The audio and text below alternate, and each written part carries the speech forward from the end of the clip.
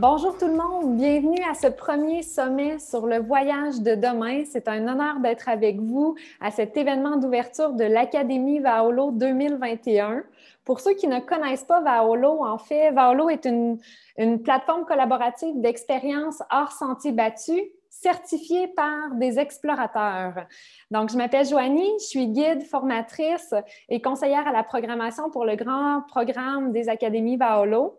C'est un immense plaisir d'être ici avec toute une équipe qui travaille dans l'ombre, mais qui m'accompagne pour le bon déroulement de la semaine.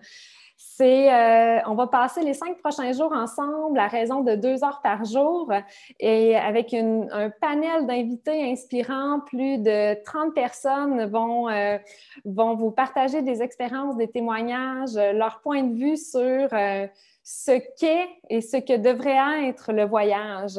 En ce temps un peu sombre où les frontières sont difficiles à franchir. Avant de commencer, j'aimerais vous expliquer quelques modalités sur la plateforme que nous avons choisie. C'est normal que votre micro et votre caméra soient désactivés. On a en ce moment 150 personnes de connectées avec nous, donc bienvenue tout le monde. Merci de nous accorder ce que vous avez de plus important, en fait, votre temps et votre attention. C'est un grand honneur.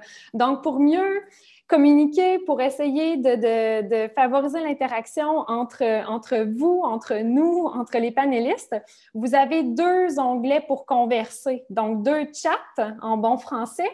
Vous avez dans le premier onglet « Converser », où vous pouvez sélectionner à qui vous voulez vous adresser, soit à l'ensemble des panélistes, aux panélistes seulement ou à l'ensemble des spectateurs et panélistes, donc attendees and panelists. Donc, gênez-vous pas pour sélectionner tous pour que vos commentaires, vos mots soient partagés puis qu'on ait l'impression de ne pas juste nous parler à nous-mêmes.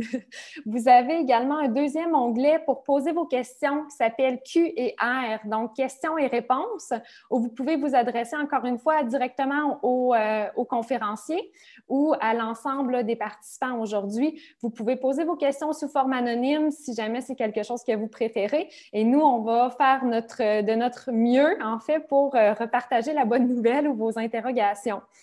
En guise de test, j'aimerais vous demander... je sais qu'il y en a plusieurs parmi vous qui avaient déjà fait une exploration Vaolo. Peut-être dans l'onglet Converser, là, nous indiquer ceux qui ont déjà fait une exploration, le lieu d'exploration que vous avez été visité.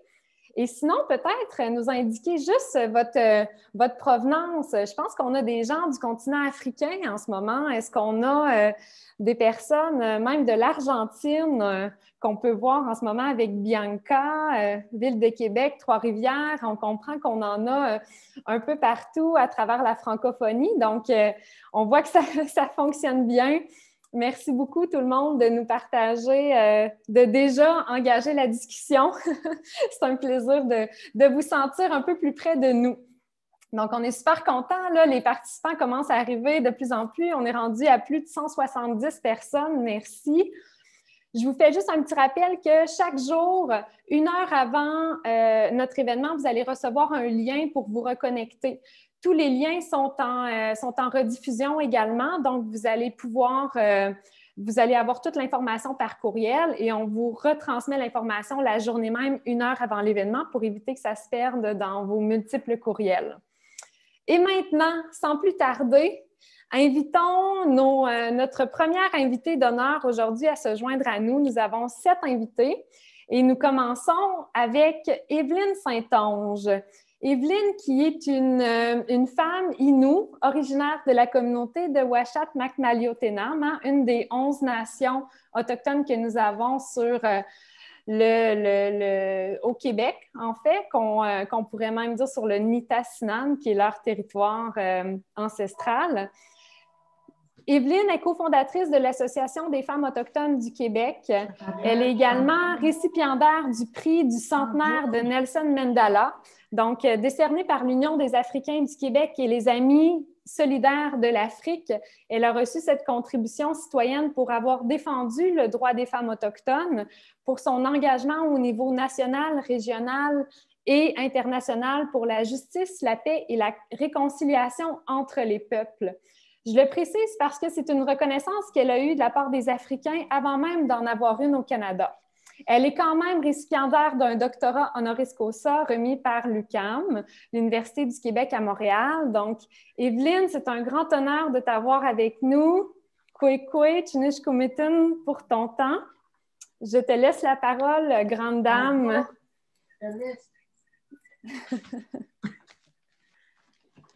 Kwekwe. Kuinkas noit siek Evelyn nagahanek inuskuni note malutenam noti. Eska tetabanyak nashkamadoti gaino. Jeka nakatago sino. Nashkamadoti mindawati ji dayak mamuka haka. Nashkamadoti gaino. Kanakatago sino mindawat washten mano. Tiji mishkamagne mishkno en andod mak. Maintenant, sinon des détails. Merci d'être là. Moi, je vous remercie de votre présence. Mon nom, c'est Evelyne Saint-Onge et je suis femme Mino de la communauté de Maliotenam qui est située sur la rive nord du fleuve Saint-Laurent. Et en premier lieu, j'aimerais remercier, on va remercier nos ancêtres. Je remercie nos ancêtres de nous permettre de se rencontrer aujourd'hui, de permettre ce rassemblement. Je remercie aussi encore nos ancêtres de nous donner de la lumière pour trouver un chemin pour nous conduire un chemin. Et pour vous aussi, merci d'être là. Moi, ça me fait plaisir d'être avec vous. Je vous souhaite la bienvenue dans le territoire Innu. Et je vous souhaite, si un jour vous venez nous voir, et un agréable séjour, on vous le promet. Moi, je suis la première génération qui a été au pensionnat ici à Maliotenam. Et mon peuple, c'est un peuple nomade. Et on a été sédentaire dans les années 50 et j'ai été pensionnaire. Je n'ai pas réalisé que je vivais au pensionnat, je vivais une perte de culture, j'apprenais une autre langue. Et aussi, j'apprenais une autre culture. Je n'ai pas réalisé aussi que je m'éloignais de mes parents, de la relation avec mes parents, avec la langue Innu. Le gouvernement voulait faire des Inuits des vrais Québécois et j'en suis sortie une vraie Québécoise après 11 ans de pensionnat. Mais à l'âge de 30 ans, j'ai vécu beaucoup en ville après mes études. Et après, vers l'âge de 30 ans, j'ai eu une belle crise d'identité qui m'a sauvé la vie. C'est là que j'ai appris à vivre. J'ai appris à vivre en Innu, j'ai appris à vivre ma culture. Et la forêt m'a permis aussi... Quand j'ai vécu dans le nord à Shefferville, j'ai beaucoup dénoncé et finalement, j'en étais fatiguée. Et quand je suis retournée en forêt, là, j'ai appris à sensibiliser, à respecter la terre et aussi à respecter les humains. C'est ça que j'ai appris et je continue encore aujourd'hui à faire beaucoup de sensibilisation et c'est pour ça qu'il me fait plaisir d'être avec vous aujourd'hui. Merci beaucoup. Chinishkumitin, Evelyne, on sait que tu en aurais beaucoup à dire. Ton parcours est long. Je pense qu'on peut juste terminer en présentant ton nouveau projet sur lequel vous travaillez. Hein? 11 personnes très passionnées qui s'appellent Wapshkush, oui. Qui à valoriser et protéger, recenser et protéger les territoires sacrés culturels Innu. Donc, chapeau, hein, de montrer que parfois on regarde le Québec, voire le Canada, on voit un grand territoire vierge Oui, de forêts, mais c'est des lieux de passage millénaires, milléniaux, sur lesquels on retrouve des traces de la présence autochtone, et les Inuits ont bien marché tout l'est de la province. oui, Donc, qui en fait le Nitassinan, hein, à titre de référence, c'est un territoire qui représente 3 fois la superficie de la France pour les gens qui nous écoutent de l'autre côté de la rivière. Là, donc, on comprend que c'était des nomades qui circulaient beaucoup. oui. Merci, puis bienvenue. Merci beaucoup. Merci. On t'invite à rester avec nous, Evelyne, puis tu Oui. pourras reprendre la parole à la fin pour réagir à nos autres invités. Merci beaucoup. C'est un honneur de t'avoir avec nous. On va maintenant passer la parole à Jean-Sébastien Noël, responsable et cofondateur de Vaolo. Pour mieux comprendre un peu notre ADN, qui sommes-nous derrière ce beau logo vert que vous voyez juste ici? Bonjour Jean-Sébastien. Allô? Je te laisse nous ouvrir les portes de ce beau projet, puis en même temps, on pourra terminer en présentant davantage là, l'objectif du sommet auquel vous participez tout le monde. Merci. Parfait. Merci, Joanie. Merci, Evelyne. Le voyage, c'est bien, mais c'est aussi de se voyager soi-même. Puis je pense qu'on est tous des gens qui sont pris dans cette belle planète-là. Donc, le vivre ensemble fait partie aussi du voyage. Puis on n'a pas besoin de voyager loin pour être dépaysé. Puis je pense qu'on est des fois devenus citoyens du monde sans trop connaître nos voisins. Ça fait que merci, Evelyne, pour ce beau partage-là, puis de tendre cette main-là. Merci d'être présent en mon nom, en celui de Vaolo, de tous les 27 employés de Vaolo et de Village Monde, des différents partenaires, des intervenants qui viennent cette semaine. Ben oui, on a 500 personnes, le maximum qu'on souhaitait avoir. Donc, on a capé notre maximum, 500 personnes, avec plusieurs qui sont en live en ce moment. Merci de nous prêter ce temps-là, c'est très apprécié. Puis, on l'apprécie beaucoup. Donc, c'est 500 personnes de 12 pays qui représentent une belle partie de la francophonie. Fait que je m'appelle Jean-Sébastien Noël, je suis l'un des fondateurs de Vaolo. Mon petit parcours m'a amené à créer des projets qui rassemblent les gens, qui les unit vers un petit jeu de développement économique. C'est ce que c'est pour moi un peu le voyage. Vaolo, c'est quoi? Joanie le dit, c'est un lieu pour répertorier des lieux, c'est un lieu web pour répertorier des lieux hors sentiers battus, démocratiser le voyage hors sentiers battus, créer une bibliothèque. Et comment on le fait?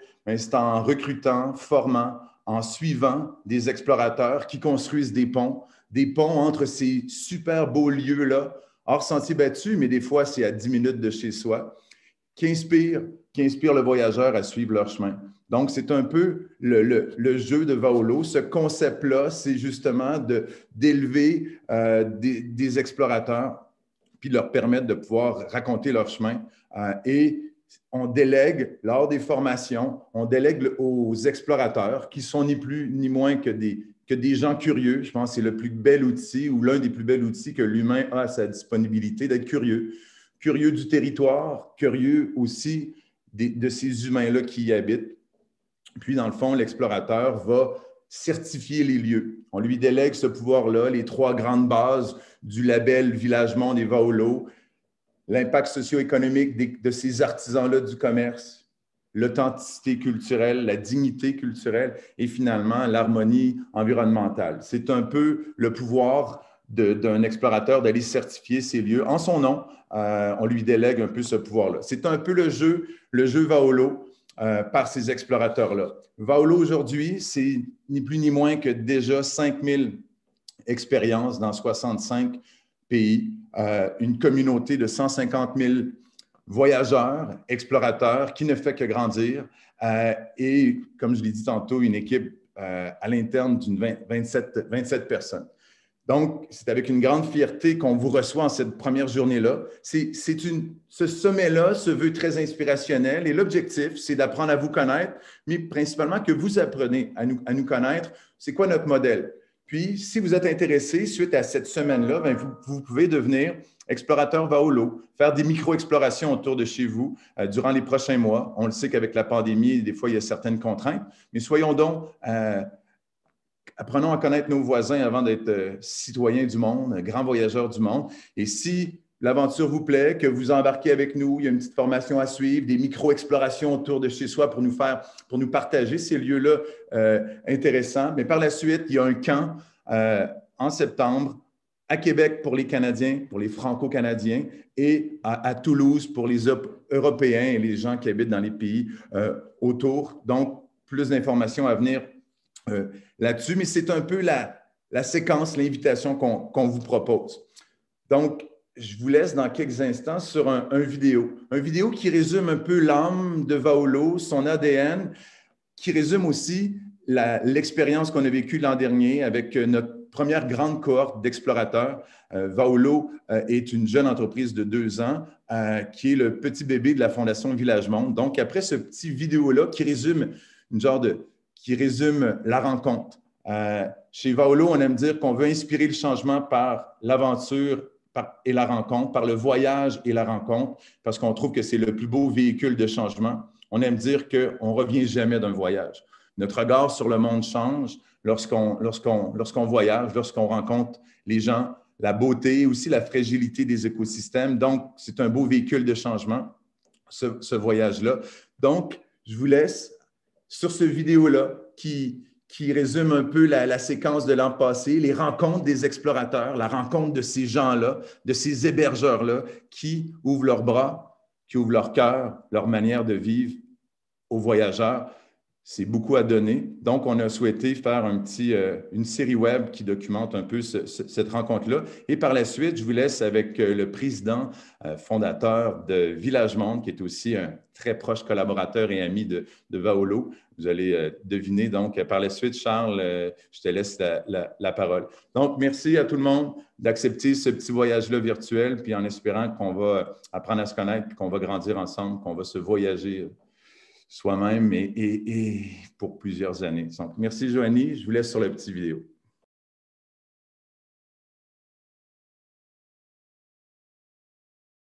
Quand on dit qu'une image vaut 1000 mots, hein, je pense qu'on n'a pas besoin d'en rajouter plus sur ces belles images qui vous sont présentées en primeur. Je tiens quand même à vous dire que vous avez des surprises comme ça quand vous êtes en direct, qu'on ne repartagera pas dans les liens en rediffusion. Donc, soyez à l'affût, ça vaut la peine de passer la semaine avec nous. Et sur ces belles images d'inspiration, j'inviterai Charles à se joindre à moi. Charles, ne sois pas timide derrière ton écran noir.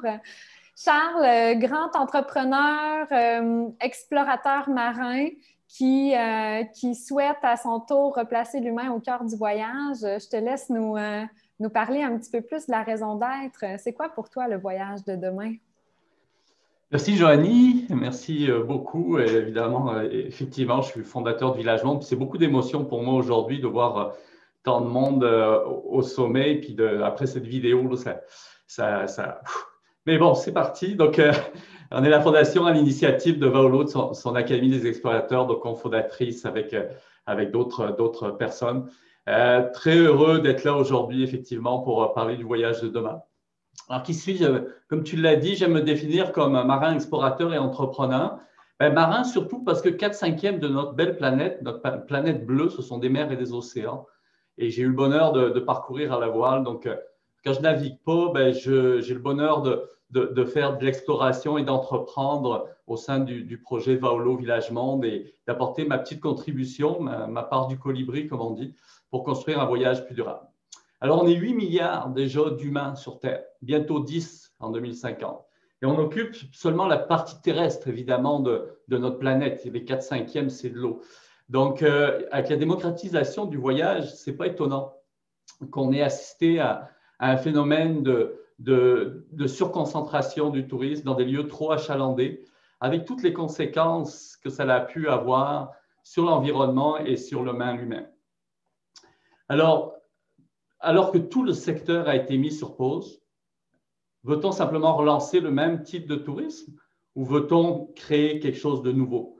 Je ne sais pas à quoi ressemblera le voyage de demain, même si je suis là pour en parler, puis qui je suis pour prédire le voyage de demain. Mais ce que je sais par contre, c'est qu'on peut travailler ensemble à construire un voyage plus conscient, durable et responsable, avec une meilleure répartition du tourisme sur notre planète. C'est un peu pour ça qu'on est là aujourd'hui. Aujourd'hui, je ne vais pas vous parler de théorie et de prédiction sur le voyage de demain. Je veux juste témoigner d'une vision qu'on partage au sein de Vaolo, de Village Monde, vers un voyage plus conscient et plus durable. Un voyage au cœur de la planète, replaçant l'humain au centre du voyage, fait de découvertes, de rencontres, de respect et d'authenticité. Un voyage qui contribue à construire au vivre ensemble, comme l'a mentionné Jean-Sébastien. Un vivre ensemble durable, riche de nos différences, respectueux des personnes, mais aussi de l'environnement dans lequel nous habitons. Mais aussi un voyage qui transforme. Puis je vais vous raconter une petite anecdote, parce que Jean-Sébastien disait, on aime dire que l'on ne revient jamais de son voyage. Tout ce beau projet que l'on vous partage, c'est un projet qui a pris sa source à Madagascar. On était en tour du monde en bateau avec ma conjointe, avec nos enfants. Et on arrive sur une plage d'une petite île où il n'y a jamais de voyageurs au large de la grande île. Et les enfants de 4-5 ans nous voient et sont terrifiés. Ils n'ont jamais vu de blanc depuis qu'ils sont nés. Pour eux, on est des aliens, des étranges créatures. Et très vite, par contre, les villageois nous accueillent. Ils ont le sourire très communicant. Ils n'ont rien, ils partagent tout. Un morceau de poisson, un silence, un instant avec eux, des jeux. Mais en même temps, on sent toute la vulnérabilité de ce village. Un accident, une maladie, un changement climatique, un ouragan, on tombe tout de suite dans l'urgence humanitaire. Et là, c'est là qu'est venue l'idée de comment essayer. Nous, on vit une richesse intense dans ces rencontres-là, mais on se dit comment utiliser comment transformer toute cette richesse que nous, on reçoit en tant que visiteurs, en tant qu'invités, en tant que voyageurs, en outil de sortie de la précarité et en développement durable. Et quand je parlais du voyage qui transforme, suite à ça, on a fini notre tour du monde à la voile, mais on a abandonné notre vie d'avant. J'ai vendu mon entreprise, ma conjointe Isabelle et moi, nous sommes partis à temps plein pour Village Monde. Donc, ça fait plus de 8 ans maintenant qu'on s'investit dans ce beau projet-là, puis c'est passionnant. Mais je vous rassure, il n'est pas nécessaire d'aller jusqu'à Madagascar à la voile pour développer cette conscience, cette transformation. Des fois, il suffit d'aller juste au bout du chemin. Et on n'est pas obligé non plus d'avoir tous une transformation aussi radicale que celle qu'on a vécue. Puis avec la pandémie, le voyageur, on a réappris à redécouvrir notre coin de pays, comme on disait, devenir un citoyen ici avant de partir comme citoyen du monde, de découvrir ses voisins, ses trésors cachés au bout du chemin. Mais pour voyager local, il faut garder cet esprit d'ouverture et d'émerveillement dont Delphine nous a mentionné dans le petit vidéo. Pour pouvoir découvrir et rencontrer, il faut ouvrir son cœur également. Depuis la nuit des temps, en fait, l'humain a toujours cherché à voyager. Il était curieux, puis il souhaitait voir ce qui pouvait se cacher derrière l'horizon. On est devenu bipède ainsi. Et grâce à ça, on avait une plus grande perspective, on voyait un peu plus loin. On avait une grande agilité à se déplacer sur la Terre, ce qui a très vite conduit à devenir, pour l'humain, devenir une espèce dominante. Parce que c'est une bonne chose, je ne suis pas là pour en juger, mais on oublie par contre trop souvent qu'on fait partie d'un tout qui nous permet de continuer à vivre et que le voyage peut nous permettre de se reconnecter aux essentiels. Au niveau de Vaolo, de Village Monde, on reconnaît et on a toujours reconnu qu'en voyageant, on fait partie du problème. On reconnaît la crise climatique à laquelle on fait face, au-delà des pandémies. Et évidemment, cette crise fait partie aussi va de pair avec l'injustice sociale. On ne peut pas dissocier les gens du territoire. Les populations les plus vulnérables se trouvent le plus souvent dans les zones naturelles qui sont aussi les plus vulnérables. Mais aussi, on évalue tous les bénéfices qu'un voyage plus conscient, durable et responsable pourrait offrir. Je vais vous en citer quelques-uns. Un voyage qui permet à des communautés, des villages, des régions de préserver et valoriser leurs lieux, leur mode de vie, leur environnement, leur patrimoine culturel et naturel, et de célébrer avec fierté la diversité sans tomber dans l'uniformisation ou la folklorisation de la culture, ni transformer la nature en simple produit consommable. des communautés qui sont réparties un peu partout sur la planète, jusqu'au bout des chemins, et qui deviennent très vite un peu les gardiens de notre planète en occupant tout ce beau territoire, mais cette planète qui est si belle et si fragile. Un voyage qui favorise aussi l'émerveillement, la curiosité, l'importance du moment présent. Un voyage qui nous permet de prendre conscience, on parlait de voyage conscient, de la fragilité de cette planète qu'on partage tout et qui est nécessaire pour nous. On aime dire que pour protéger, il faut aimer, et pour aimer, il faut connaître. Et que les conséquences de nos actes ici ont un effet ici, mais aussi à l'autre bout du monde, tant au niveau environnement que social. Cela nous rappelle évidemment qu'avant de vouloir changer le monde, il faut apprendre à se changer soi-même, donc s'ouvrir à l'autre, s'ouvrir à l'environnement. Remettons notre humanité au cœur du voyage, pour nous rappeler qu'au final, la planète n'a pas besoin de nous, c'est l'humanité qui a besoin de la planète, et une planète en santé. Parce qu'au final, la nature est bien plus forte que nous, et on veut juste se sauver soi-même. Enfin, un voyage source de rencontres. L'objectif, comme ça a été mentionné déjà, c'est de replacer l'environnement, mais aussi l'humain et la rencontre au cœur même de ce voyage. Une réciprocité, vecteur d'inclusivité, d'impact et d'engagement. Le tourisme, c'est plus que des voyageurs, ce sont des humains, des familles, des citoyens, des locaux, des hôtes, des agriculteurs, des artisans locaux. C'est tout un milieu socio-économique en circuit court qui se développe autour. C'est donc un outil de développement durable en région, en zone rurale, qui permet de garder une grande vitalité locale et offre un rayonnement à toutes les communautés. Enfin, le dernier point, un voyage, en termes de bénéfices, ça permet aussi de se réapproprier le temps. Vous savez, on court toujours dans la vie de tous les jours. Un voyage plus lent, voyager moins, mais voyager mieux. En acceptant de ralentir son rythme, ça permet de découvrir autrement les gens, de prendre le temps d'échanger, de respirer, sentir, goûter, observer pour vivre pleinement les moments et le lieu, ainsi créer une réciprocité dans l'impact positif qu'il est possible d'avoir les uns envers les autres et les uns envers l'environnement. Cultivons le temps et l'attention qu'on peut offrir aux gens. Le voyage, c'est le chemin, ce n'est pas la destination. Pour ça, il faut savoir se perdre. On parle souvent de sortir des sentiers battus, aller au bout du chemin pour découvrir de nouveaux trésors. En tout cas, il y aurait beaucoup à dire, mais Joanie m'avait restreint dans le temps, donc je pourrais rester 1 heure, mais sur les bénéfices d'un voyage plus conscient, durable et responsable. J'espère qu'au travers de ce partage de cette vision, puis de notre vision, ces mots résonnent en vous et vous pourrez contribuer à votre tour, continuer à contribuer à travers vos voyages, vos explorations, vos rencontres et vos aventures à remettre l'humain et la protection de la planète au cœur de nos voyages. Un voyage source d'impact local, positif, tant au niveau environnemental, socio-économique que culturel. Évitons d'uniquement nous déplacer en voyage. Voyageons, rencontrons et explorons. Vous voulez être explorateur? Explorer, c'est savoir partir vers l'inconnu, c'est sortir des sentiers battus, c'est faire face à des incertitudes et savoir gérer l'imprévu. Explorer, c'est aussi découvrir de nouvelles voies et laisser de nouvelles traces. Explorer, c'est simplement partager le quotidien de personnes sur notre chemin pour véritablement avoir un impact favorable pour soi et autour de soi. Mais explorer, c'est aussi comme nos amis malgaches, ces pêcheurs qu'on a croisés sur cette petite île, qui chaque matin partent explorer la mer et pêcher pour trouver du poisson, pour se nourrir tout simplement. En fait, finalement, explorer, c'est simplement vivre. Alors, je vous souhaite à tous de continuer de voyager et d'explorer. Merci beaucoup, Charles. On le sait que tu en as beaucoup à dire, puis ton expérience est toujours fascinante à écouter aussi à travers tes rencontres, à travers tes traversées remplies de périples.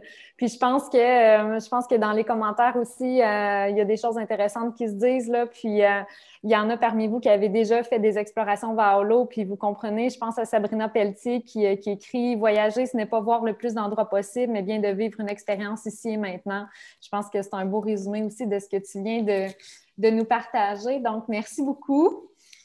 Sur ces belles paroles, de parler hors sentier battu, de se rendre compte qu'en voyageant, on fait aussi partie du problème, j'inviterais Daniel Landry à se joindre à moi parce qu'on va peut-être parler plus en sentier plutôt que hors sentier battu Pourquoi? Bien, Danielle est une entrepreneure sociale engagée depuis plus de 30 ans dans l'éducation, dans l'innovation et la résolution de problèmes sociaux et environnementaux dans les collectivités. Hein? Tu es la fondatrice d'une organisation qui s'appelle De Ville en Forêt, qui est aussi prestataire reconnu de Centras Canada. Donc, je pense que tu vas nous dire un petit mot sur l'éthique. Il y a beaucoup à dire sur toi, mais je te laisse nous présenter un peu les impacts environnementaux, écologiques et peut-être le rôle de l'éthique quand on voyage, quand on se déplace sur le territoire. Merci, Joanie. Je suis absolument ravie d'être avec vous tous aujourd'hui et bonjour de Montréal. Alors, je vais effectivement aborder ce que tu viens d'annoncer, Joanie, fait que tu me sauves quelques minutes pour l'introduction, mais je voudrais simplement dire que je l'aborde du point de vue où pour moi, un voyage, c'est l'occasion d'avoir une présence à la nature.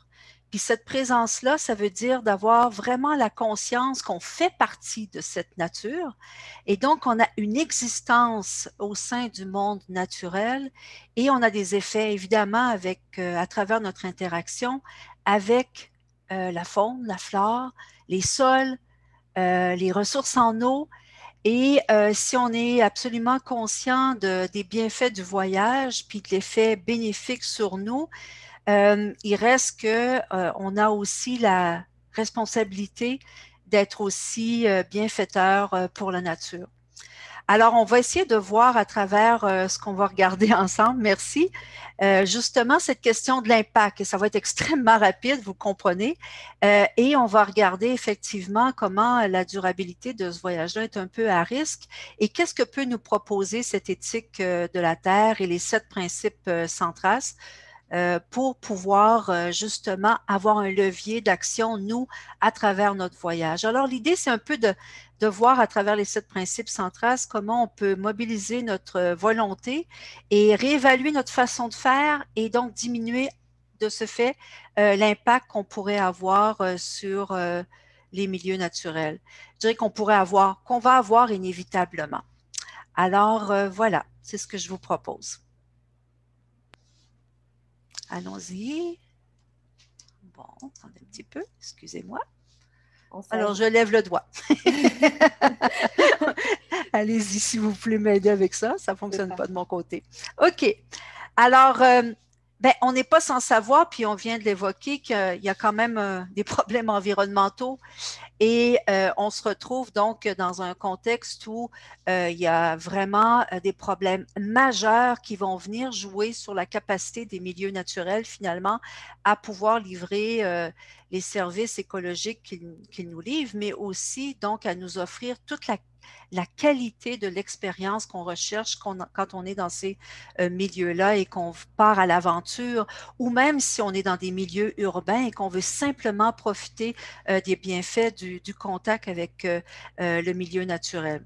Alors, je ne sais pas si vous avez des données sur l'effondrement de la biodiversité, si vous avez une idée de, par exemple, au Canada, comment c'est en train de vraiment modifier le portrait, mais simplement pour vous donner quelques chiffres, on se retrouve ici à partir d'un rapport de l'ONU avec des chiffres absolument accablants.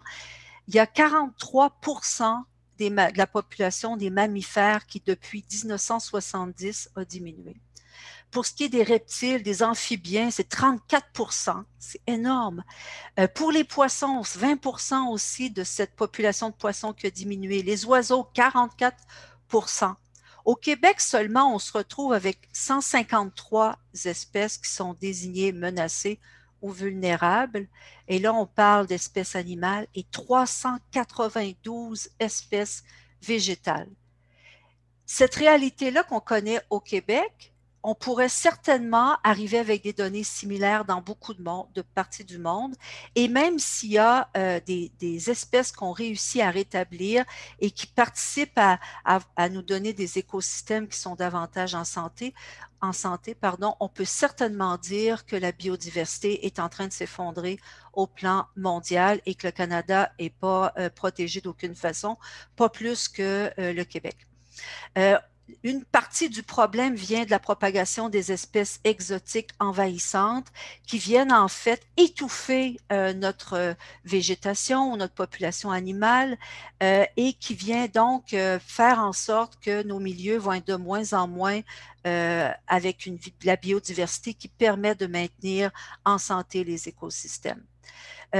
Il y a aussi le réchauffement climatique, on le connaît tous, et on sait que ça crée présentement des impacts majeurs sur nos milieux naturels et on va se retrouver avec, en fait, même l'offre en tourisme ou notre possibilité de jouir du tourisme qui va être modifiée. En fait, ce qu'on observe, c'est que les saisons sont en train de changer. Il va y avoir peut-être des avantages à ça, mais majoritairement, on se retrouve quand même avec des difficultés à négocier avec ces changements de saison.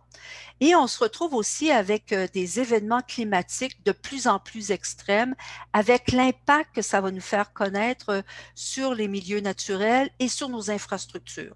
Si on pense par exemple à l'état des sentiers qui est de plus en plus soumis à des des précipitations sévères, c'est des milieux où en fait, pas des milieux, pardon, mais des sentiers ou des infrastructures qui en fait sont de plus en plus fragilisées. On peut se retrouver aussi avec des crues soudaines parce que les précipitations étaient très fortes et puis là, on peut se retrouver avec une impossibilité de pratiquer des activités aquatiques sur des plans d'eau.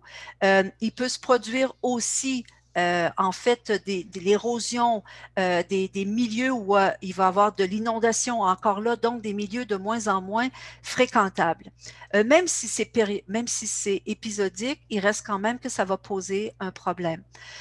Avec l'impact qui va s'accroître, il va y avoir aussi des maladies qui vont s'installer. Par exemple, ici au Québec, la maladie de Lyme, qui était juste dans le sud, est en train de monter vers le nord et donc pose des problèmes pour la sécurité et la santé des personnes. Alors, on se retrouve avec beaucoup de problèmes qui s'intensifient et on ne peut pas les nier et on ne peut pas imaginer que la stratégie des petits pas qu'on a utilisée jusqu'à maintenant au plan international va suffire pour régler ça. Alors, qu'est-ce qu'il nous reste à faire, nous qui voyageons dans les milieux, qui les aimons et comme je le disais tantôt, qui doivent avoir une action qui va permettre de protéger ces milieux-là. Alors, notre quête, ça va être d'essayer de garder un équilibre meilleur entre la fréquentation et la conservation.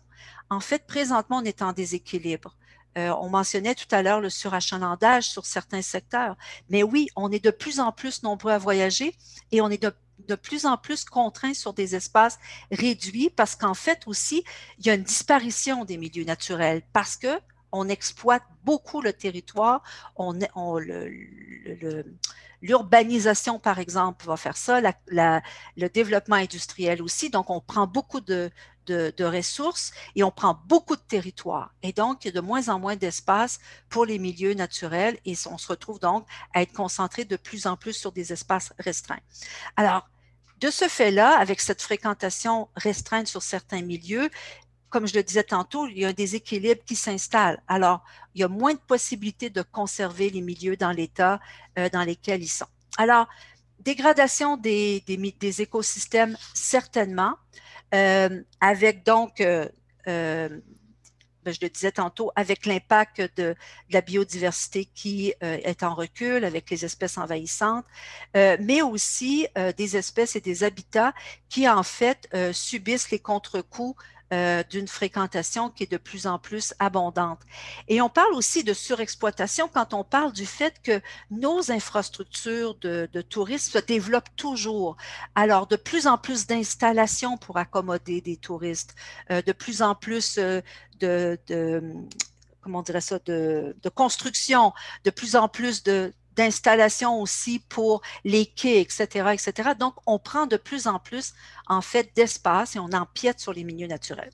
Alors, on se retrouve avec cette intégrité des milieux qui est perturbée et la stabilité, c'est-à-dire la capacité des milieux à pouvoir réagir, à se rééquilibrer est de plus en plus compromise. La beauté aussi, quand on se retrouve dans des milieux, on voit des milieux qui ont été complètement dégradés et il y a des espèces qu'on n'arrive plus à protéger de par leur disparition d'une part, mais aussi parce qu'en fait, on vient déranger des espèces animales particulièrement, mais aussi on vient trop cueillir, on vient trop écraser, piétiner des espèces végétales. Bon, ça a l'air d'un portrait terrible, ce que je raconte depuis tantôt. C'est quand même une réalité, mais on se retrouve aussi avec une incapacité de bien quantifier ces impacts-là sur les milieux naturels. Alors, il nous reste, nous, comme touristes, la possibilité de réduire notre impact, idéalement de prévenir ou de limiter notre impact, mais on verra un peu tantôt comment les 7 principes centrales peuvent nous aider. Mais ce que les gestionnaires se retrouvent obligés à faire, et là, ça vient nous contraindre, nous, les touristes ou les voyageurs, c'est en fait qu'ils vont être ils sont en train de mettre de plus en plus de réglementations pour justement permettre de mieux équilibrer la fréquentation avec la conservation des milieux naturels. Alors, cette réglementation-là, elle va être faite aussi en réaction aux événements extrêmes dont je parlais tout à l'heure. Donc, le feu de camp, par exemple, qui est quand même extrêmement emblématique de l'expérience en plein air est de moins en moins possible parce que de plus en plus d'événements de sécheresse qui va obliger en fait les autorités à restreindre les feux à ciel ouvert. Alors, cette réglementation-là vient nous contraindre. On pourrait en nommer beaucoup d'autres, mais je continue d'avancer dans le propos. De plus en plus de restrictions aussi, on perd des droits de passage parce qu'en fait, avec la surfréquentation aussi, on déborde, on empiète sur les propriétés privées ou alors on abîme les lieux, etc., etc. Donc, certaines restrictions sont appliquées pour limiter nos droits de passage. Ça peut être aussi parce qu'on a des espèces à protéger et qu'on ne peut pas laisser aller les gens un peu partout sur un territoire. Et même certains secteurs qui avaient été développés avec des sentiers peuvent être restreints. Évidemment, les coûts vont augmenter. Alors, on va se retrouver avec des coûts d'entretien et de restauration de plus en plus importants et de mobilisation des ressources humaines pour l'entretien et la restauration au lieu de s'occuper de l'accueil et de l'accompagnement des publics ou des touristes ou l'amélioration de l'aménagement. Donc, encore là, augmentation des coûts. Fait que nous, les gens qui voyageons, qui veulent être en contact avec la nature, finalement, nos libertés, notre jouissance des lieux va être limitée. Je veux simplement donner un exemple tout simple lié à la question de l'acceptation sociale. En fait, on se retrouve avec une petite communauté ici sur l'île de Montréal, à Dorval, pour ne pas la nommer, où la collectivité a réagi à l'affluence de visiteurs de l'extérieur. Et à partir de maintenant, de cet été, les autorités à Dorval vont charger pour l'utilisation des tables à pique-nique. Alors, si vous êtes un visiteur extérieur, vous allez devoir payer 25 $ pour utiliser une table à pique-nique sur le bord du lac pas des Deux-Montagnes, c'est pas ça, c'est le lac Saint-Louis à Dorval, pardon. Alors, on se retrouve avec des coûts qui vont être chargés aux gens pour essayer de contrôler l'affluence et on va se retrouver avec des enjeux possiblement de justice environnementale aussi, parce qu'évidemment, qui va être capable de payer 25 $ pour utiliser une table à pique-nique? Alors, je limite le propos encore là. Je continue pour parler rapidement des 7 principes centrales. Alors, on peut passer à... Voilà. Alors, les 7 principes centrales s'appuient, entre autres, sur la pensée d'Aldo Léopold qui nous rappelle qu'on fait partie de cette grande communauté de la nature et qu'on doit vraiment réfléchir à notre rapport avec le reste du monde vivant pour pouvoir le traiter avec amour et respect. Alors, avec les 7 principes centrales, ce qu'on essaye de faire, évidemment, c'est de travailler à réduire le plus possible nos impacts dans les aires naturelles ou dans tous les milieux, en fait, qui sont des espaces verts. Et on va essayer d'intégrer à l'intérieur de notre pratique des nouvelles pratiques et techniques pour pouvoir avoir le moins d'impact possible sur le milieu. L'idée là-dedans, c'est aussi avec les 7 principes centrales, c'est de s'appuyer sur la science.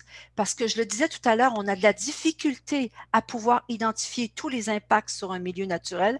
Par contre, on sait très bien quels sont les gestes ou les comportements qui vont créer un impact. Alors, ces interactions négatives, on les connaît et on connaît aussi par les études les pratiques de gestion qui vont avoir le plus de potentiel d'éviter ces impacts négatifs-là.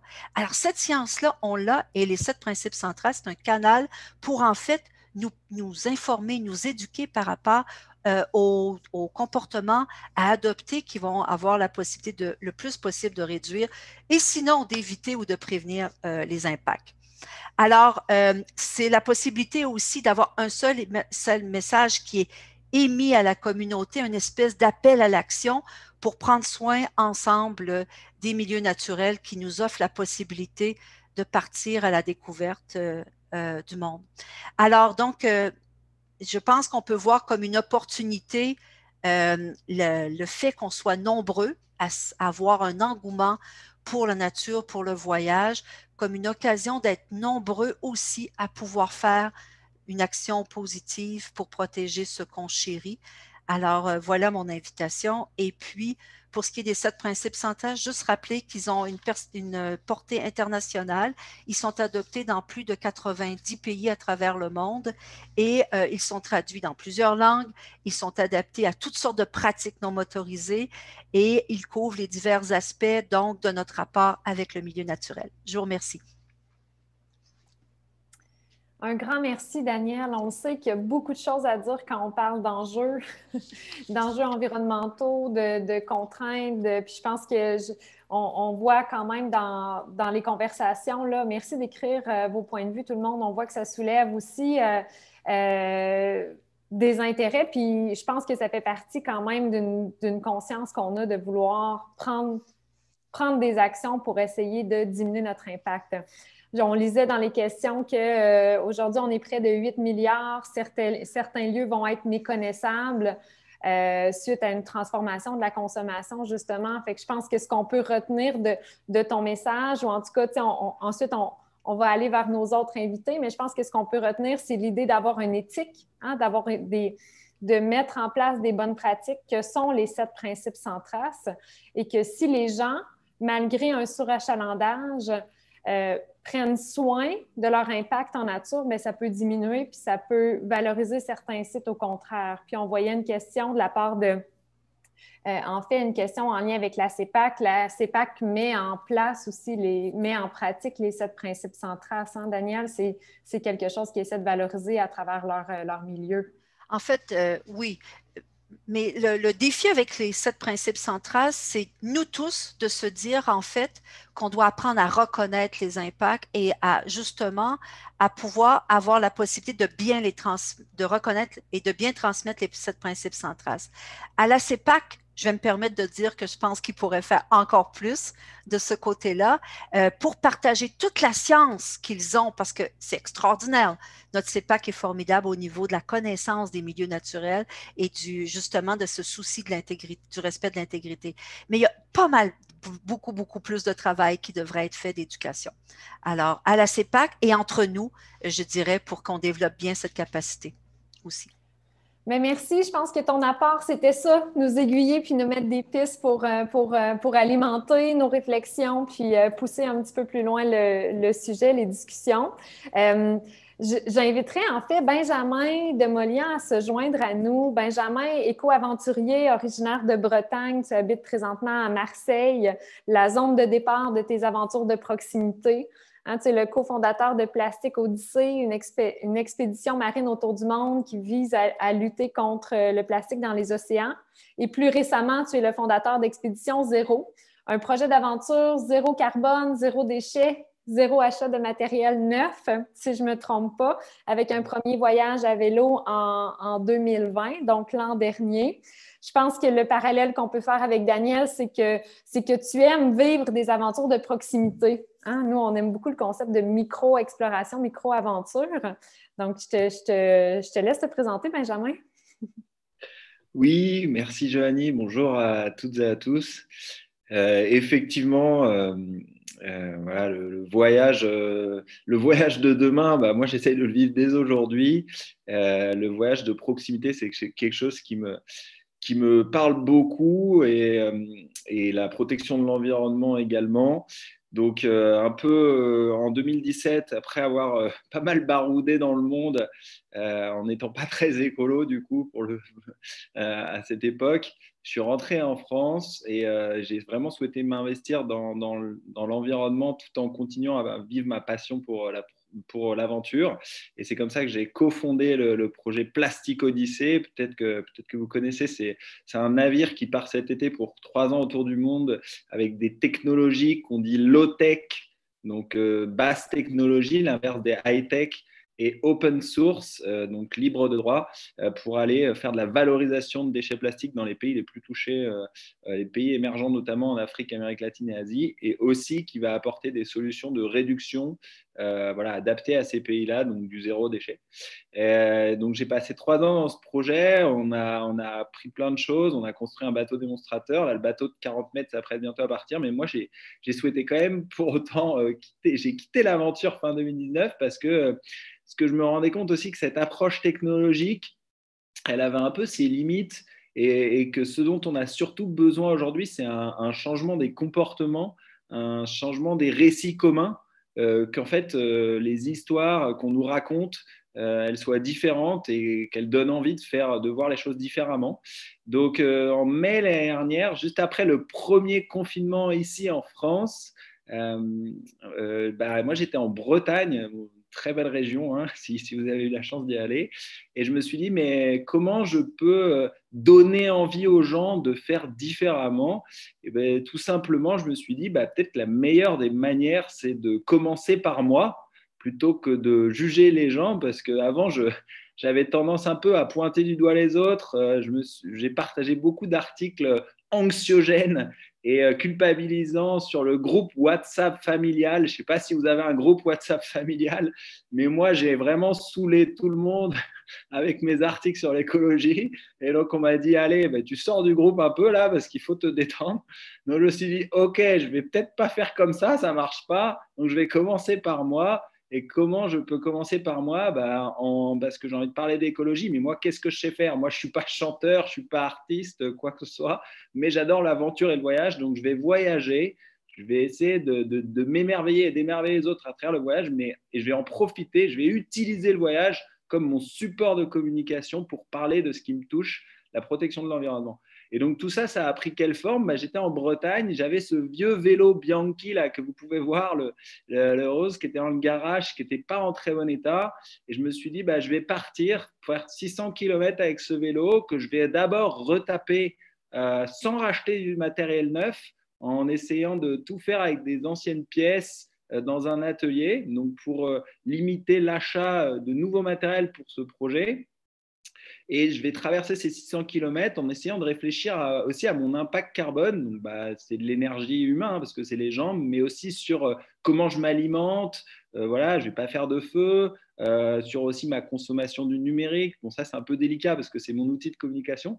Mais voilà, donc j'ai commencé à réfléchir. Je me suis dit, je vais réfléchir sur le matériel, je vais réfléchir sur l'impact carbone. Et puis, tout au long du parcours, je vais aussi essayer de ne pas trop produire de déchets, parce qu'en voyage, même si on le fait chez soi peut-être plus facilement sur les déchets, en voyage, c'est compliqué de ne pas produire de déchets parce qu'on est en mouvement, on n'a pas les bocaux en verre comme à la maison. Donc, souvent, on achète des choses emballées. Et donc, voilà, mais je me suis dit, je vais réfléchir à ces 3 dimensions, les déchets, le matériel et le carbone. Et je vais raconter tout ça sur les réseaux sociaux en vivant différentes aventures. Et donc, la première, c'est celle-là en vélo. J'avais rajouté une petite moustache pour que ça aille bien avec l'ambiance du vélo. Et donc, j'ai commencé à raconter ça sur les réseaux. Et en fait, moi, je n'y connaissais pas grand-chose à Instagram et tout, mais j'avais quelques copains qui suivaient et ça les a fait marrer. Ils m'ont dit, ça, c'est sympa comme manière de parler d'écologie. Maintenant, tu nous casses un peu moins les pieds avec tes articles.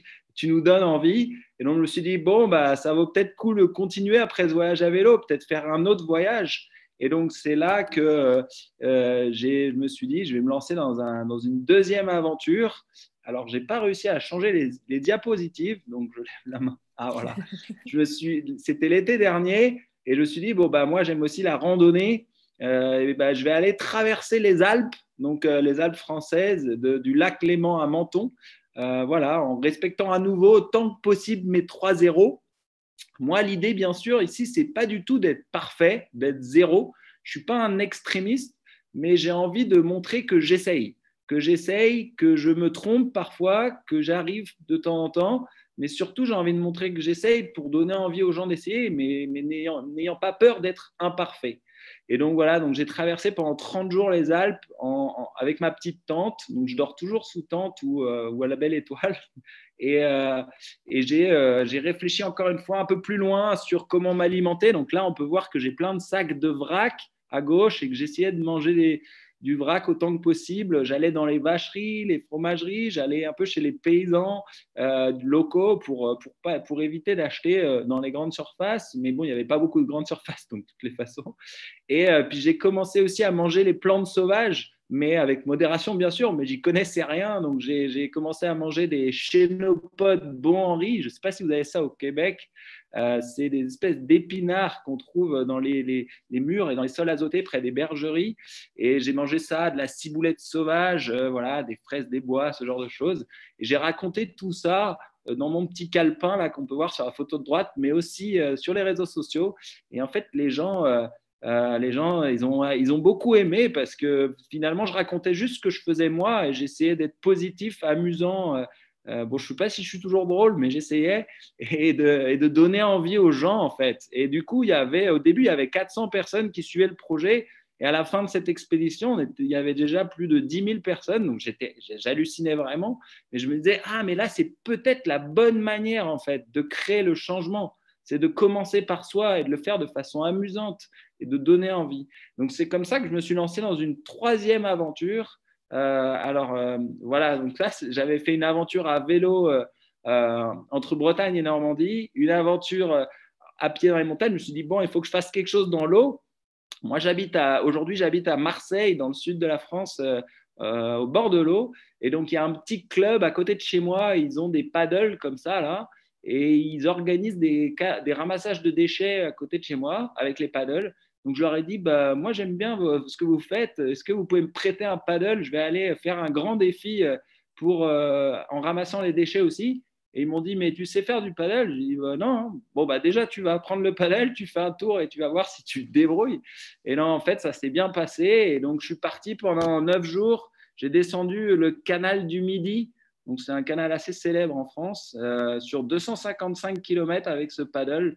Voilà, et mon matériel et une petite épuisette qu'on voit là à droite pour ramasser les déchets sur le chemin et toujours en essayant d'être zéro déchet, comme on peut le voir en bas, avec pas de matériel neuf. Donc, j'achète d'occasion, j'échange avec les copains, je me débrouille. En fait, dès qu'on a un peu des contraintes, on se rend compte qu'on est hyper débrouillard et on arrive à dépasser ses limites. C'est toujours impressionnant. Et du coup, voilà, j'ai passé 9 jours comme ça à dormir sous la tente. Je ne sais pas ce qu'il y a comme image après, je ne sais plus trop, mais si vous pouvez passer à la slide d'après. Voilà. Ah oui, non, c'est une autre expé, ça, mais c'est pas grave. Mais j'avais une technique, c'est parce que j'avais vraiment peur qu'on me vole le paddle, vu que ce n'est pas le mien, et je me suis amusé à mettre la tente au-dessus du paddle, donc ça me faisait un paddle matelas, quoi. Mais c'était une petite technique et ça a fait marrer les gens. Et pareil, il y avait des milliers de gens qui commençaient à vraiment suivre le projet. Là, on était déjà à plus de 15 000. Je me disais, waouh, là, ça marche vraiment bien. Mais on s'est retrouvés après en France en novembre. On s'est retrouvés confinés une deuxième fois après mars-avril, alors que je m'apprêtais à partir pour un nouveau défi en courant avec ces jolies baskets. Et donc, on n'avait plus que le droit en France de faire, on n'avait plus qu'1 heure par jour pour sortir de chez nous et un seul kilomètre, un rayon d'1 kilomètre. Donc là, je me suis dit, mais bon, je ne peux plus partir en expédition, mais j'ai toujours envie d'inspirer les gens, leur donner envie de s'intéresser à l'écologie. Donc, qu'est-ce que je peux faire? Et en fait, à Marseille, ce n'est pas très propre, il y a beaucoup de déchets. Donc, je suis allé courir dans mon kilomètre et j'ai ramassé les déchets et j'ai juste posté plusieurs photos de moi avec les déchets en disant, voilà, moi, il nous reste 1 heure par jour de liberté. Pourquoi pas en profiter pour, en plus d'aller faire du sport, faire un petit geste écolo et ramasser les déchets. Et j'ai appelé ça nettoie ton kilomètre avec le hashtag nettoie ton KM. Et j'ai commencé à nominer des célébrités. Bon, je me suis un peu chauffé, quoi. Mais en vrai, il y a eu des célébrités en France et tout qui étaient super motivées. Et puis, les médias ont commencé à être à fond. Et du coup, c'est devenu hyper viral. Et j'ai halluciné parce qu'il y a des gens qui l'ont fait au Québec. Il y a plein de gens qui l'ont fait au Québec, d'ailleurs. Donc ça, j'étais content. Mais il y a aussi plein de gens au Canada, c'est pas la même chose, en Australie, en Nouvelle-Zélande, en Angleterre, partout dans le monde, qui ont fait le nettoie ton kilomètre, qui sont allés ramasser des déchets autour de chez eux. Et du coup, pour cette année 2021, moi, je continue à proposer des défis citoyens comme ça aux gens, en leur disant nettoie ton kilomètre, passe au compost, passe au vrac, mais toujours avec le sourire. Et en parallèle, je continue les aventures. Donc, en courant, là, je vais faire en kayak, je vais faire à la voile.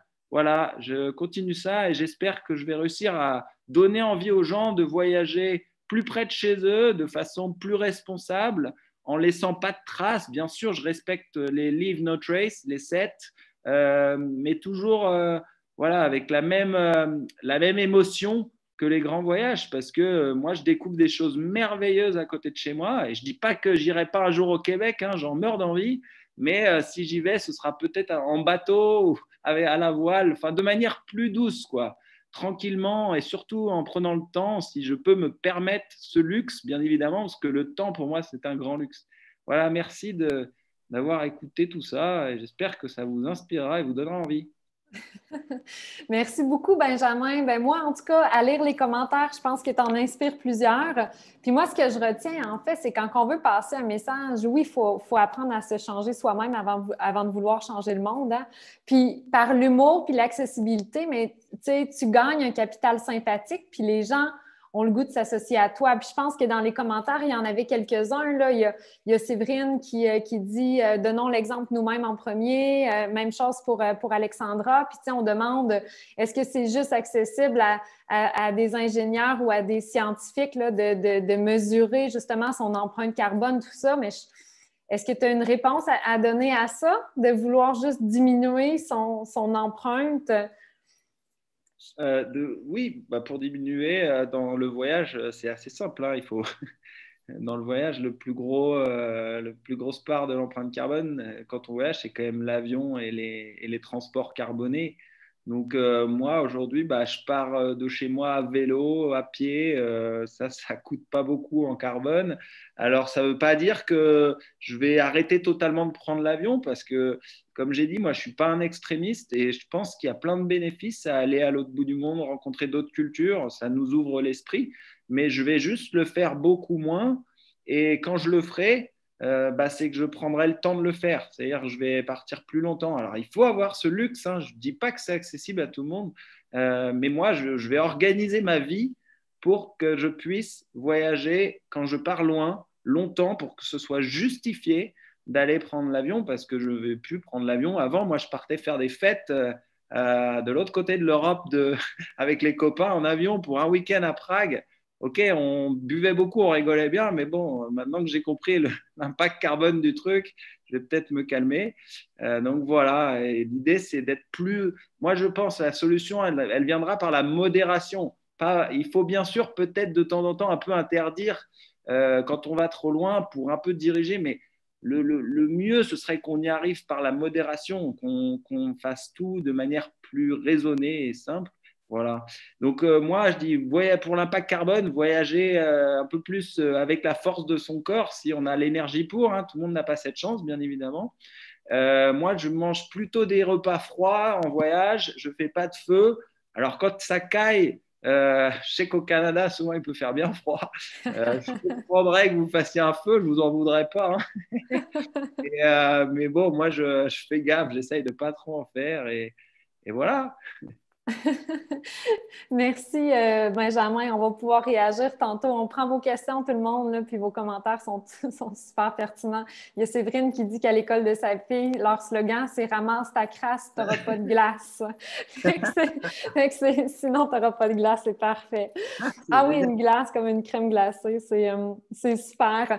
Parlant de déplacement actif, hein, c'est ce qu'on retient un peu de ta présentation. Je pense que je vais inviter à se joindre à nous Richard Rémy, qui est un grand guide passionné d'aventure, de grands espaces, de culture, fondateur des Caravaniers, qui est au Québec vraiment une entreprise pionnière en matière de voyage conscient.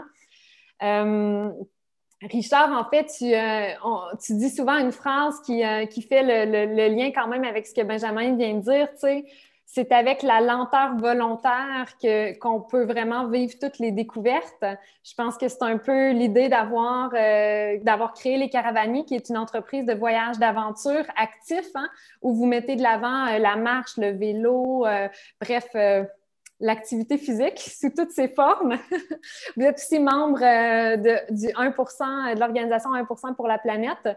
Puis, je tiens à dire quand même, en terminant, que vous êtes la première agence de voyage au Canada à inclure systématiquement dans le prix de vos billets un montant compensatoire pour l'émission de gaz à effet de serre. Donc, ça fait un beau parallèle avec ce que Benjamin vient de nous dire. Bienvenue, Richard. Je te laisse la parole.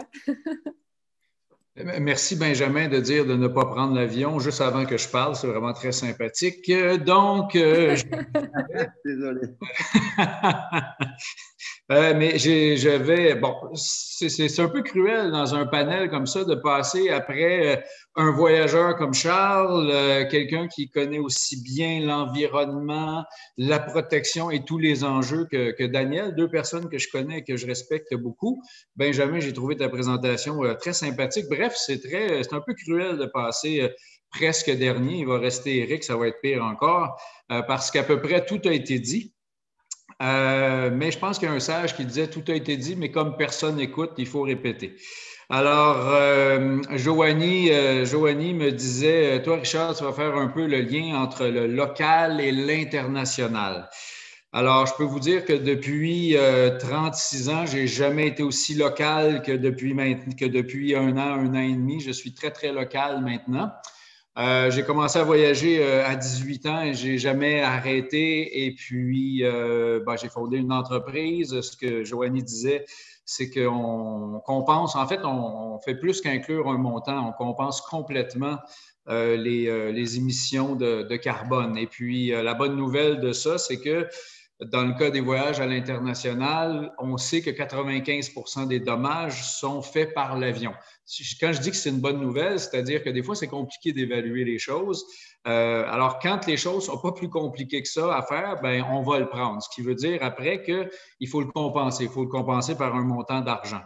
Ce qu'on fait, et après, il faut le confier à des organisations, des organismes qui sont crédibles. Puis là-dedans, bon, ben, évidemment, on pourrait passer quand même pas mal de temps à parler de ça. Ce n'est pas le but tant que ça aujourd'hui. Pour faire le lien entre local et international, je vous dirais, à la blague, je dis souvent aux guides, et je me considère, oui, je suis un entrepreneur, mais je me considère, j'aime bien me dire d'abord un guide parce que je continue beaucoup à voyager et donc à guider des gens.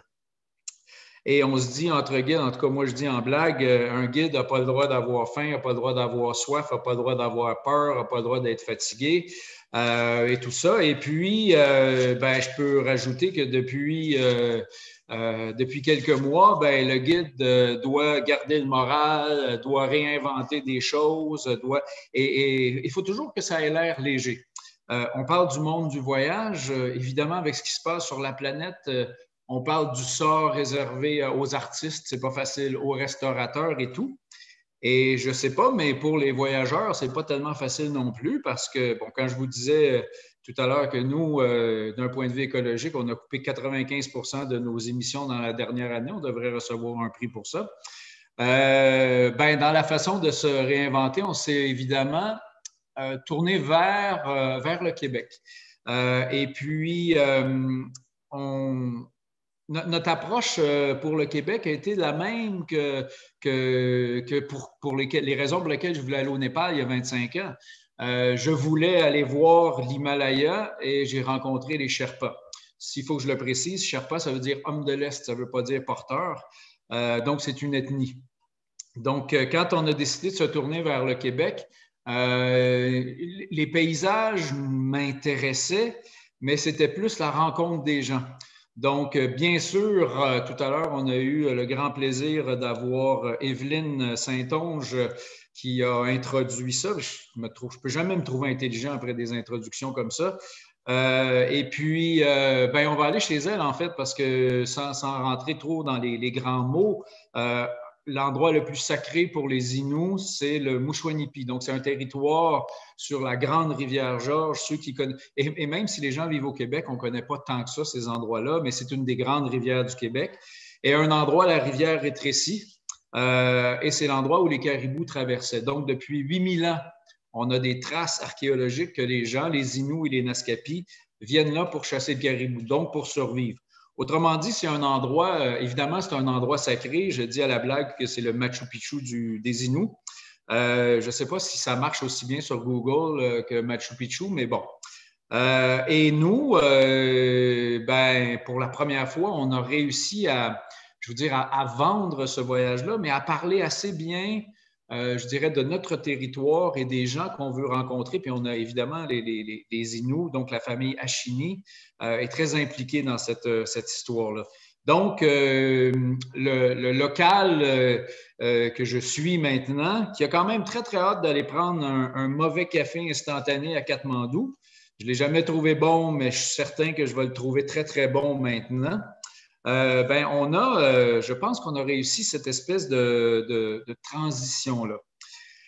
On pourrait penser que cette transition-là est là jusqu'à temps qu'on puisse reprendre les voyages à l'international. Ce ne sera pas le cas.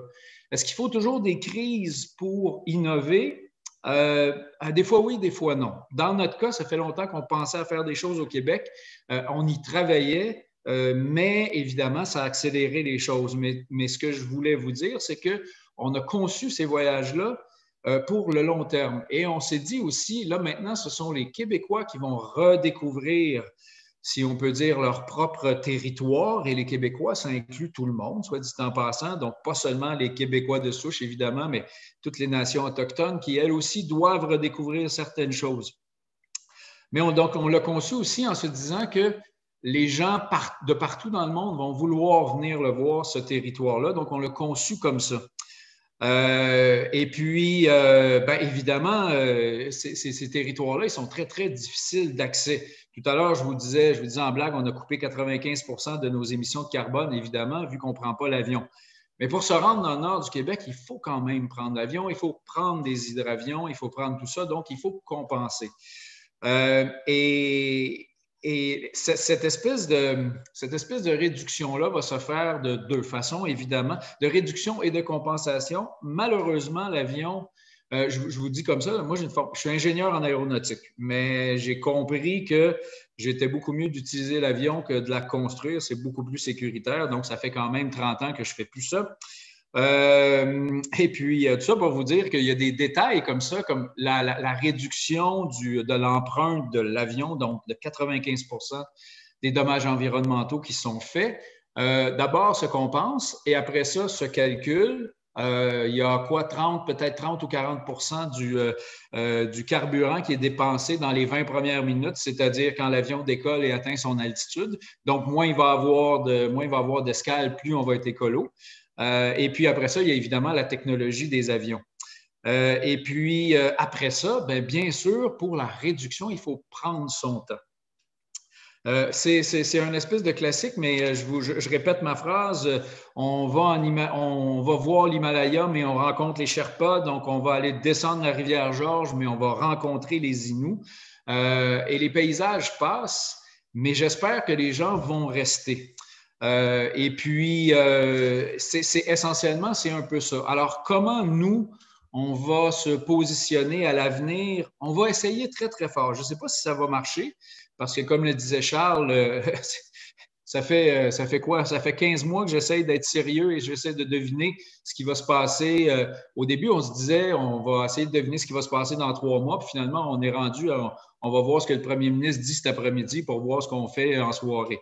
Alors, on est là. Mais si on essaie de voir quand même un petit peu plus loin, nous, spécifiquement, on va allonger chacun des voyages. Des fois, c'est ça peut être une journée quand le voyage dure une semaine. Ça peut être de 2 ou 3 jours quand le voyage dure 2 semaines, 3 semaines, mais on va aussi encourager les gens à rester sur place. On est en train de travailler sur une espèce appeler ça des air miles et tout, mais que si les gens décident de voyager à l'international, ils vont avoir plus de temps, de points s'ils voyagent plus longtemps. Et si l'année après, par exemple, ils voyagent au pays, ils vont avoir aussi un système de points. Donc, pour espérer que les gens se disent, OK, cette année, je reste chez moi, je voyage autour, et l'an prochain, parfait, je me fais plaisir, je vais voir l'Himalaya. On essaiera Est-ce que ça va marcher? Je ne le sais pas. Mais c'est ce qu'on essaye de faire. Je suis rendu à 10 minutes. Joanie m'avait dit, essaye de rester en 10 minutes. J'ai ma conclusion ici. Ma conclusion, c'est un peu une boutade. Quand je guide, les gens arrivent. Katmandou, le Népal est vraiment mon endroit de prédilection. Le Népal et le Groenland. Donc, un endroit où on voit clairement les changements climatiques. Donc, après un petit speech qui peut quand même durer assez longtemps parce que les gens ont peur un peu de l'altitude, du froid, est-ce que physiquement, ils vont être capables de faire le trek de 3 semaines et tout. Donc, après ces explications-là sérieuses, je dis, maintenant, il vous reste une chose à faire, c'est de trouver ça beau. Et puis, tout le temps, pendant quelqu'un regarde le paysage, je vais lancer à la blague, je dis, tu es en train de trouver ça beau, continue. Je vous dirais à ceux qui allaient voyager, continuez de trouver ça beau. Et la dernière année nous dit que j'espère qu'on va trouver encore ça, encore plus beau, et qu'on va le dire mieux. On va continuer de le dire, on va le dire mieux. Et là, je ne parle pas du tout de faire des meilleurs selfies. Ce n'est pas de ça dont je parle. Merci. Merci, Richard. On le comprend bien, je pense. L'idée derrière ça, c'est de se réapproprier l'émerveillement. Puis des fois, on a tendance à vouloir aller loin pour vivre des grandes aventures puis rencontrer des gens extraordinaires qui vont nous transformer. Puis au final, de ce qu'on retient aussi du vidéo d'entrée de jeu qu'on vous a partagé tantôt, c'est que on peut parfois vivre une plus grande expérience à côté de chez soi parce qu'on s'en attendait pas du tout. Fait que prendre le temps permet de se créer du temps puis permet de vivre pleinement l'émerveillement. Puis quand on réalise la beauté qu'on a, la chance qu'on a autour de chez nous, mais je pense que ça peut nous donner le goût de mettre une touche d'humour dans nos aventures, comme Richard et comme Benjamin. Ils sont partagés juste avant. Merci beaucoup. Merci. Sur la rencontre de l'autre, puis l'impact qu'on est capable d'aller chercher d'un point de vue social en voyageant. Je pense que Richard a bien introduit le sujet, que j'aimerais poursuivre avec Éric, qui est notre prochain et dernier invité de la journée. Donc, bienvenue Éric, qui est toi aussi ingénieur environnementaliste, peut-être pas dans les avions, dans l'aéronautique, mais tu as une large expérience internationale en lien avec les thématiques environnementales et sociales, donc particulièrement la responsabilité sociale des entreprises. Tu es un entrepreneur social de plusieurs initiatives, pour ne nommer que U2Guide, mais tu es également président d'une ONG qui est à l'origine d'une des premières initiatives de Community-Based Tourism en Asie du Sud-Est. Et je crois que ton travail en matière d'impact international est reconnu de tous parce que tu as gagné plusieurs prix, dont le lauréat du prix de l'entrepreneur expatrié de l'année. Bienvenue parmi nous. Je te laisse poursuivre sur c'est quoi l'impact pour toi, parce que je pense que c'est ton grand thème et ton sujet de prédilection. Ouais, c'est ça. Merci Joanie, merci à tous. Alors moi, je vais commencer, du coup, je vais m'inscrire un peu en faux par rapport à tout ce qui vient d'être dit et je vais commencer par parler du voyage le plus polluant qui ait jamais existé, puisque c'est Apollo 17 en 1972, donc pour aller vers la Lune. Et Eugène Cernan, donc l'un des astronautes, qui disait « On est parti pour découvrir la Lune, mais au final, on découvre la Terre ». Et par ces phrases, en fait, il met un peu l'accent sur ce qu'on appelle l'overview effect, qui est en fait un peu la prise de conscience, un shift cognitif assez intense qui est relaté par tous les astronautes et qui est de prendre conscience en fait de la fragilité de la Terre, de pale blue dot. Et pour moi, le voyage, c'est un peu ça. Alors sans parler de la Terre, parce qu'on ne voit pas la Terre quand on va à l'autre bout du monde, mais j'ai l'impression qu'à la rencontre de l'autre, on se rencontre soi-même. Et ce qu'on rencontre dans soi-même, en général, c'est quelque chose qui est extrêmement humain, très fort. Alors bien évidemment, en disclaimer, pour moi, quand je parle de ce voyage à l'autre bout du monde, je ne parle pas d'une compétition qui consiste à avoir le plus de tampons possible sur son passeport. Je ne parle pas d'aller faire la fête à l'autre bout de l'Europe pour quelques jours, pour aller à New York pour un rendez-vous d'affaires, etc. Je parle vraiment de prendre le temps d'un voyage conscient pour pouvoir, et je sais que vous aimez beaucoup cette thématique de voyage conscient chez Volo, de pouvoir finalement aller à la rencontre de l'autre et se découvrir soi-même et puis découvrir l'autre, découvrir que chez l'autre, il y a de la beauté, il y a de la cruauté, il y a des peuples qui souffrent, il y a des peuples qui ont encore besoin de réconfort, ont besoin de main tendue. Et moi, ce qui s'est passé pour moi, en fait, ça s'est passé au Cambodge. À l'époque, j'avais 22 ans, donc c'était en 2003, et je suis parti au Cambodge pour 3 mois pour faire une petite mission militaire. Et finalement, ça m'a donné le goût de l'Asie, puisque je suis resté 11 ans en Asie. Et au Cambodge, je suis arrivé dans un village qui s'appelle Shungkok. Et à Shungkok, en fait, il n'y avait pas assez de terres agricoles pour avoir un rendement, pour avoir du riz, pour pouvoir manger, de la subsistance. Et le village devenait de plus en plus pauvre avec l'alcoolisme, etc. Les gens qui partaient du village pour aller travailler dans des chantiers de construction dehors. Il y a une certaine paupérisation du village. Et on s'est posé avec les villageois. Et moi, j'étais jeune et je n'ai pas beaucoup d'idées, en fait. Et donc, je me suis dit, comment je peux vous aider? Qu'est-ce que vous savez faire? Et est venue, en fait, l'idée, effectivement, de construire un projet ensemble dans lequel, en fait, qui était tourné vers le voyage, donc vers l'accueil des autres. Et dans ce voyage, en fait, pour les autres, en fait, on a décidé finalement de lancer 2 activités économiques complémentaires, l'artisanat d'une part, et puis l'accueil des gens. Encore une fois, l'accueil des gens de manière consciente, c'est-à-dire en respectant finalement les autochtones, etc., et en faisant ça avec les autochtones. C'est un projet qui s'est construit aussi sur la volonté, entre guillemets, de faire en sorte que ça aide le village. Et donc chaque objet qui était vendu aux touristes, donc on a relancé la soie, on a relancé le tissage du coton, etc. Et en fait, chaque objet qui était... donc on s'est appuyé sur l'entrepreneuriat, sur la volonté des gens de s'en sortir, de récupérer leur dignité. Et en fait, effectivement, on s'est aperçu que eh bien, ça marchait bien et qu'en fait, chaque objet qui était vendu, il y avait une part de cette vente qui allait à ce qu'on appelle le fonds de coopération du village. Fonds de coopération du village qui était et qui est toujours utilisé pour des actions d'intérêt général, parmi lesquelles assurer l'éducation gratuite pour les enfants et pour les adultes, les cours de langue. Accéder à l'eau potable en construisant un château d'eau, donc avec les agences de l'eau françaises, etc. Nous, on était là pour coordonner. Mais en tout cas, c'était l'argent du village.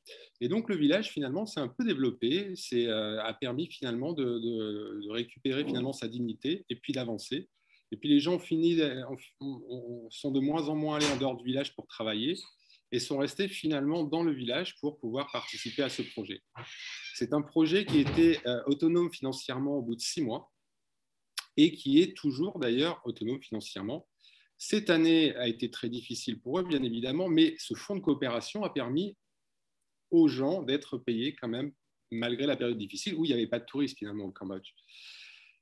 Ce qui était assez intéressant aussi, c'est de voir que finalement les gens sont devenus de plus en plus entrepreneurs, et donc dans l'agriculture, dans tout un tas de domaines, mais tout ça était financé par l'argent du tourisme, entre guillemets.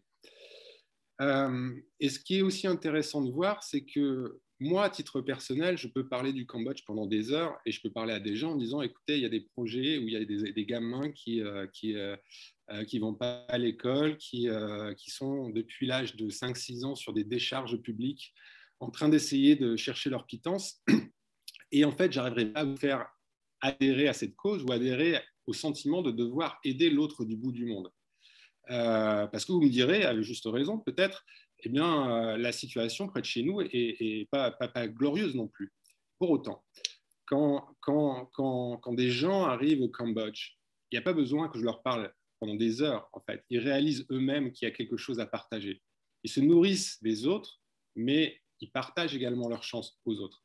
Et donc, je crois que si on parle du voyage, on doit aussi parler d'impact positif parce qu'il y en a beaucoup aussi des impacts positifs dans le voyage. Il y a cette rencontre de l'autre, il y a aussi cette rencontre des écosystèmes qui permettent en fait à des pays de pouvoir finalement faire des parcs nationaux dans des pays en voie de développement. Le voyage conscient a permis finalement de sanctuariser des terres et des espaces maritimes. Et je crois qu'en fait, cette vision du voyage doit être préservée parce que je crois qu'on n'a pas grand-chose. Alors, bien évidemment, il faut être dans le local, il faut toujours, je dirais, être prudent quand on voyage, c'est-à-dire se poser des questions, comment je vais voyager, comment je vais compenser mon impact, est-ce que je vais planter des arbres ou est-ce que je vais essayer de compenser mon impact carbone quand je prends l'avion, etc. Est-ce que je vais à destination rester dans des écologes ou est-ce que je vais rester dans des hôtels énormes où il y a beaucoup d'impact?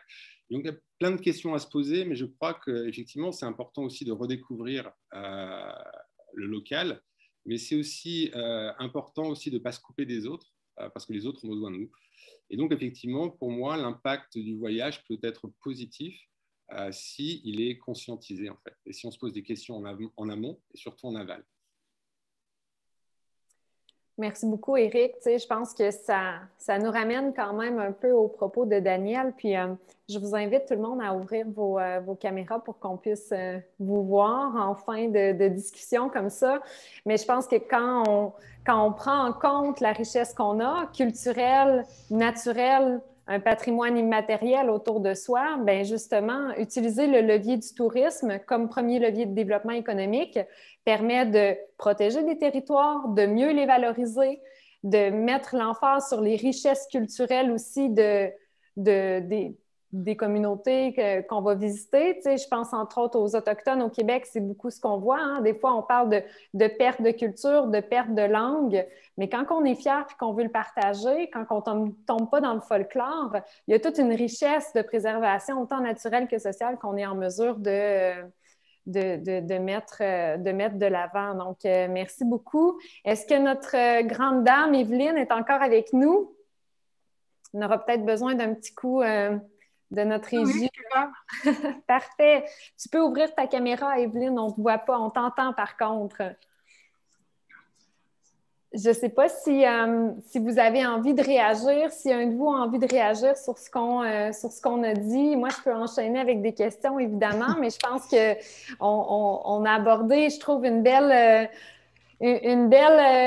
palette, si on veut, en parlant des enjeux, en parlant d'environnement, de notre impact, mais des contraintes aussi que ça crée, en replaçant aussi le social tranquillement là-dedans, qu'on soit d'un point de vue de proximité, hein, autour de chez soi, apprendre à connaître nos voisins autochtones comme Evelyne le démontre si bien à travers son exemple, puis de se rendre compte qu'on peut aller aussi à l'autre bout du monde, au Cambodge, puis avoir un impact lorsqu'on prend le temps. Je pense que l'idée, c'est de ralentir, de rencontrer l'autre, de replacer l'humain au cœur du voyage. Je laisserai peut-être pour réagir la parole à Evelyne, sans te brusquer, Evelyne, mais je suis certaine que tu aurais peut-être un petit mot à dire. Puis ensuite, je laisserai ceux qui bougent comme ça parler en premier. Moi, ce que je trouve impressionnant dans les discours, c'est toutes les actions que l'on prend pour la terre-mère. Parce que nous, on considère la terre comme si c'était notre mère. C'est elle qui nous donne l'eau, c'est la terre qui nous donne le bois pour se réchauffer, c'est elle qui nous donne la nourriture, les plantes pour se soigner. Tout, c'est comme une mère qui prend soin de nous et c'est pour ça qu'on doit respecter la terre. Et souvent, nous, on s'identifie comme des gardiens de la terre. Et souvent, on est des mauvais gardiens. Et ça, je trouve ça impressionnant quand vous parlez de la terre. Et j'aimerais ça qu'on nous enseigne comment nettoyer la terre. Je sais qu'on a des gestes qu'on peut faire nous aussi. C'est on se met en cercle et on donne chacun sac de poubelle à tout le monde et on se retourne complètement et on va direct vers la forêt. Et là, on cherche et si on trouve des couches ou d'autres choses ou des papiers, on demande pardon à la terre. On se conscientise vraiment à demander pardon à la terre, tout le plastique le plastique qui a touché à la terre, qui a empêché de respirer. Et ça, c'est un geste que l'on fait pas souvent, mais qu'on devrait le faire. Il y a beaucoup de gestes, mais je pense qu'on doit nous enseigner à nos jeunes aussi, tout le côté comme les batteries, les piles, la peinture, tout ça. Et je pense qu'on doit recevoir beaucoup d'enseignements parce qu'il y a des choses qu'on ignore, là. On a besoin d'enseignement. Merci, Evelyne. On va t'envoyer des explorateurs. On va dire à Benjamin là, de prendre sa planche à pagaie là, oui. Puis de faire bien plus que 250 km. Moi, je peux aller chercher Benjamin en voilier. Je me propose. Oui. Il va falloir que tu fasses un arrêt par Maliotenam là, dans le coin de cette île pour prendre des Inuits, là, parce que la rencontre, c'est ça, ça part de ça si on veut enseigner. Merci beaucoup. Est-ce qu'il y a quelqu'un d'entre vous qui a le goût de réagir à ça, sur ce qu'on a échangé? Je pense que il y a eu beaucoup de partage à travers les commentaires sur l'idée d'apporter des solutions, sur c'est quoi le voyage maintenant en 2021, puis comment on est capable de se projeter à continuer de voyager. Est-ce qu'on doit continuer de voyager ou pas? Je pense qu'on a effleuré des sujets de discussion.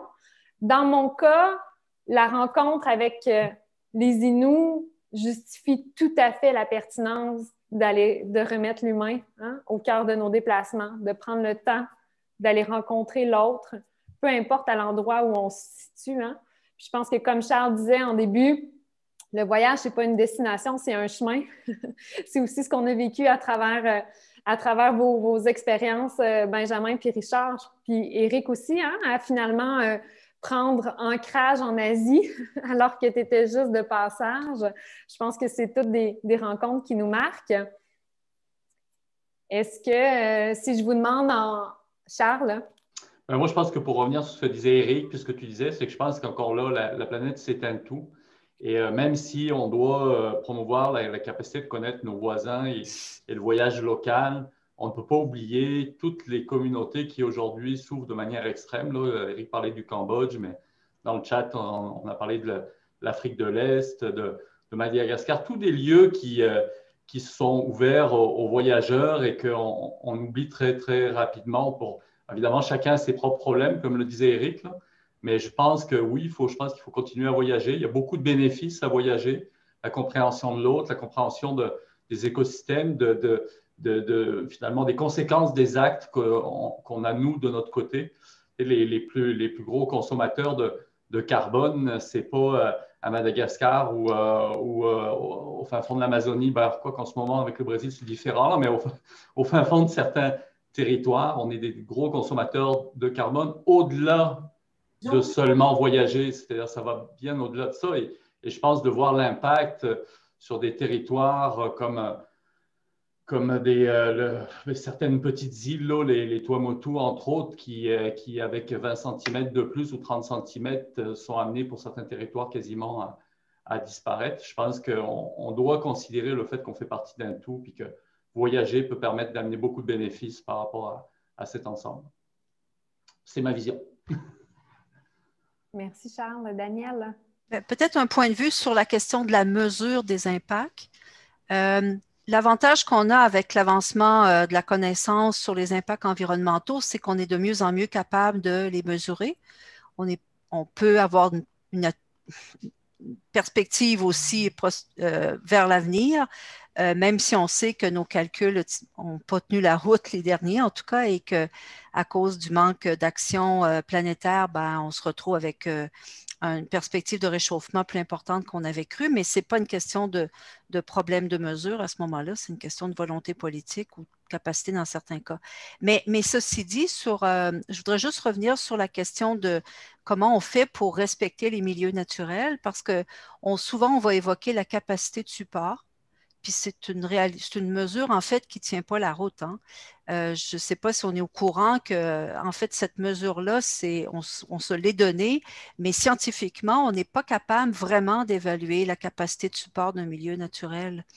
Ça demande beaucoup, beaucoup en fait de connaissances scientifiques, mais il faut être capable aussi d'évaluer des choses qu'on connaît déjà mal, parce qu'on ne connaît pas en fait même ce qu'il y a dans nos milieux naturels en détail. En fait, il y a plein d'insectes qu'on n'a même pas encore découverts sur la planète. On sait qu'il y a cette vitalité-là des insectes, par exemple, on ne les connaît pas tous.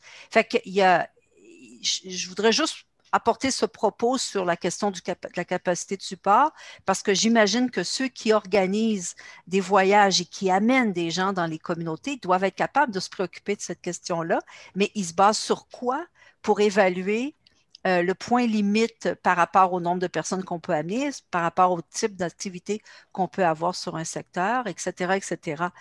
Pour moi, ça pose beaucoup de questions, cette idée-là du respect des écosystèmes ou des milieux naturels. Puis, tu sais, juste avant, Evelyne, je pense que là, tout le monde veut un petit peu réagir. Moi, je veux juste vous dire qu'on ne réussira pas à répondre à toutes vos questions, même ceux là, qui écrivent dans le chat, je vous lis au fur et à mesure. Là, tu sais, on rentre dans des propos profonds. L'idée, c'est que si ces questions-là sont soulevées, mais c'est parce que ça nous tient à cœur. Et on prend 5 jours pour se poser, pour essayer de décortiquer par petits morceaux certains principes, certains enjeux, défis, valeurs qui nous tiennent à cœur. Définitivement, on n'est pas ici pour apporter toutes les réponses, mais plus pour s'engager collectivement vers l'idée de vivre un tourisme, un voyage plus conscient. Et pour ça, c'est sûr que je vois aussi les propos de Claudia qui dit c'est quoi la ligne entre le voyage et la rencontre de l'autre versus le voyage néocolonial, là, tu sais, je comprends qu'on est capable de rentrer profond là-dessus. C'est des débats qui sont qui méritent une deuxième rencontre peut-être ou un meilleur café. Mais vous comprenez que si on en parle, c'est parce que ça nous tient à cœur et on n'a peut-être pas toutes les réponses, mais on a des gens d'Europe, on a des Autochtones, on a des minorités du Maroc, de l'Afrique francophones aussi à travers la semaine qui sont là pour, premièrement, célébrer la diversité, mettre de l'avant des parcours inspirants, dire que c'est possible de faire autrement, de sortir des sentiers battus en respectant un cadre, en connaissant l'impact du milieu qu'on peut avoir, mais en se disant aussi qu'en mobilisant puis par la conscience, on est également capable d'avoir un impact puis des actions plus directes, mais ça commence par soi d'abord. Je veux juste ramener ça parce que je vois beaucoup de commentaires circuler, puis oui. On ne réussira pas à y répondre, mais je trouve que c'est important. Je ne sais pas si sur les propos... oui, Evelyne? Moi, j'étais seulement vous souligner un point de vue que le groupe Wapuskous commence à surgir parce que nous, on travaille beaucoup au niveau du territoire sur on appelle, nous, le chemin des Inuits. C'est les chemins de portage à partir de Sept-Îles jusqu'à la Rivière-Georges. Et on commence à réaliser que le chemin de portage ou les sites de rassemblement sont comme... il y a beaucoup de monde qui marche dessus, puis on ne fait pas attention, tout ça, et on commence à y penser on met-tu des règlements? Qu'est-ce qu'on fait? C'est une préoccupation qu'on a. C'est ça, je voulais vous aviser. Merci, puis on comprend bien. On va partager les liens aussi de ton groupe, Evelyne, vous travaillez en fait au répertoire de sites sacrés pour les faire reconnaître par le patrimoine mondial de l'UNESCO dans le but de les protéger. Donc, oui. De dire sur le territoire qui était en grande partie caractérisé par le pergélisol, hein, le sol gelé en permanence, bien, les marques de tipis, les pointes de flèches, les anciens sentiers de portage sont encore bien visibles. Oui. On comprend aussi qu'avec les changements climatiques, ça apporte un enjeu de détérioration de ces sites-là si on ne réussit pas à les identifier puis les reconnaître d'abord. Fait que vous faites un travail incroyable. Vous êtes allé chercher inspiration chez les Samis, hein, oui. de Finlande. Nommons-le parce que grâce à votre voyage en Scandinavie, vous avez créé un lien avec les Samis pour vous donner des outils de comment valoriser puis protéger des pratiques ancestrales et comment faire reconnaître davantage votre culture à travers l'éducation puis la valorisation de la langue d'enseignement de votre langue traditionnelle. Encore là, je pense que le voyage amène... Oui, ça. Une grande force. Éric, je te laisse la parole. Oui, non, je voulais réagir un peu à ce que disait Daniel. Effectivement, c'est assez important de pouvoir me mesurer finalement l'impact des voyageurs sur un écosystème.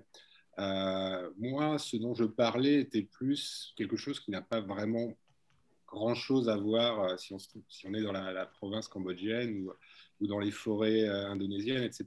Le gros, entre guillemets, de l'impact qui a été effectué sur les écosystèmes est fait par la consommation occidentale, entre guillemets.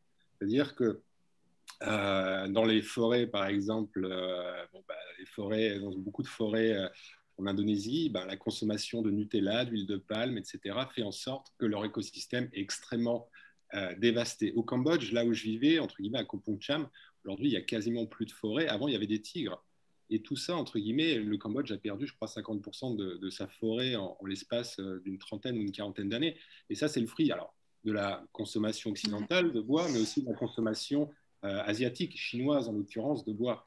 Et donc, en fait, là où le voyage, finalement, peut apporter une solution, c'est que ces écosystèmes et donc ces populations sont extrêmement affectés par tout ça, donc non pas par le voyage en lui-même, mais à notre consommation locale à nous occidentaux ou à la consommation locale chinoise, etc. Mais en tout cas, elles se déportent dans ces écosystèmes, dans ces régions du monde, etc. Donc, je cite ces pays-là, mais il y en a plein d'autres sur lesquels on peut citer. Je peux citer aussi le fait que les tissus qu'on achète sont faits au Bangladesh, sont faits au Cambodge aussi. Je peux citer plein d'exemples comme ça, mais que le voyage permet finalement de prendre conscience de ces cruautés-là et quelque part d'avoir envie d'aider et d'avoir envie de changer ça. Et si on n'y va pas, eh bien, il y a peu de chances qu'on s'en rende compte, en fait. C'était un peu mon propos et je voulais le resituer.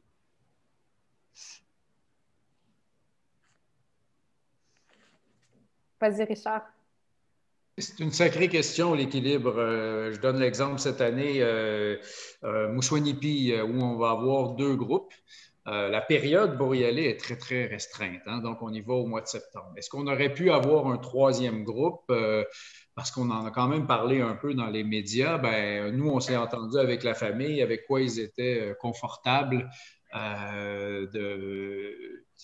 de négocier ça, de recevoir les gens tout en ne changeant absolument pas. On n'est pas du tout dans l'accueil folklorique, touristique et les danses traditionnelles, ça n'a rien à voir avec ça. Donc, alors, évidemment, demander aux gens. Après, moi, il y a des exemples.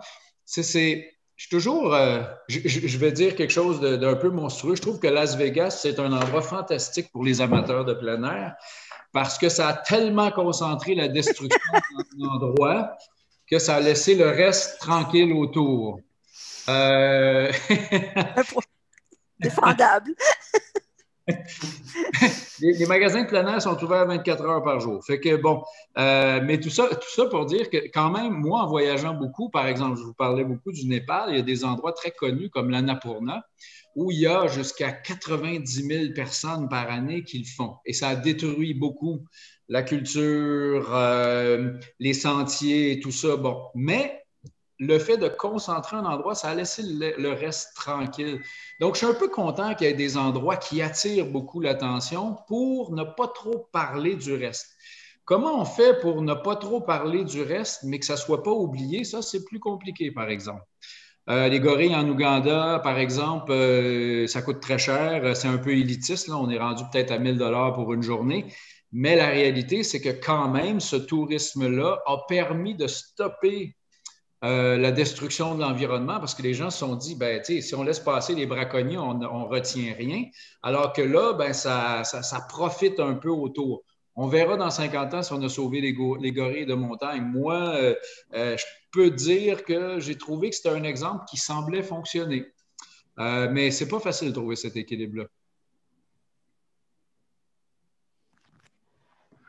C'est clair. Je pense que c'est le grand défi aussi. Puis on est vraiment nombreux sur la planète. On est nombreux à vouloir visiter. Charles, c'était ton propos, hein? On est 7,8 milliards. On va tomber à 10 dans 30 ans. Vas-y, Charles, puis ensuite Jean-Sébastien. Ouais, j'ai arrondi à 8 milliards, mais effectivement 10 milliards bientôt. Mais je pense qu'on a aussi une très, très grande diversité sur la planète. Et oui, je suis d'accord qu'il faut mieux gérer, puis mieux faire attention à la fragilité de tous les différents lieux au bout des chemins.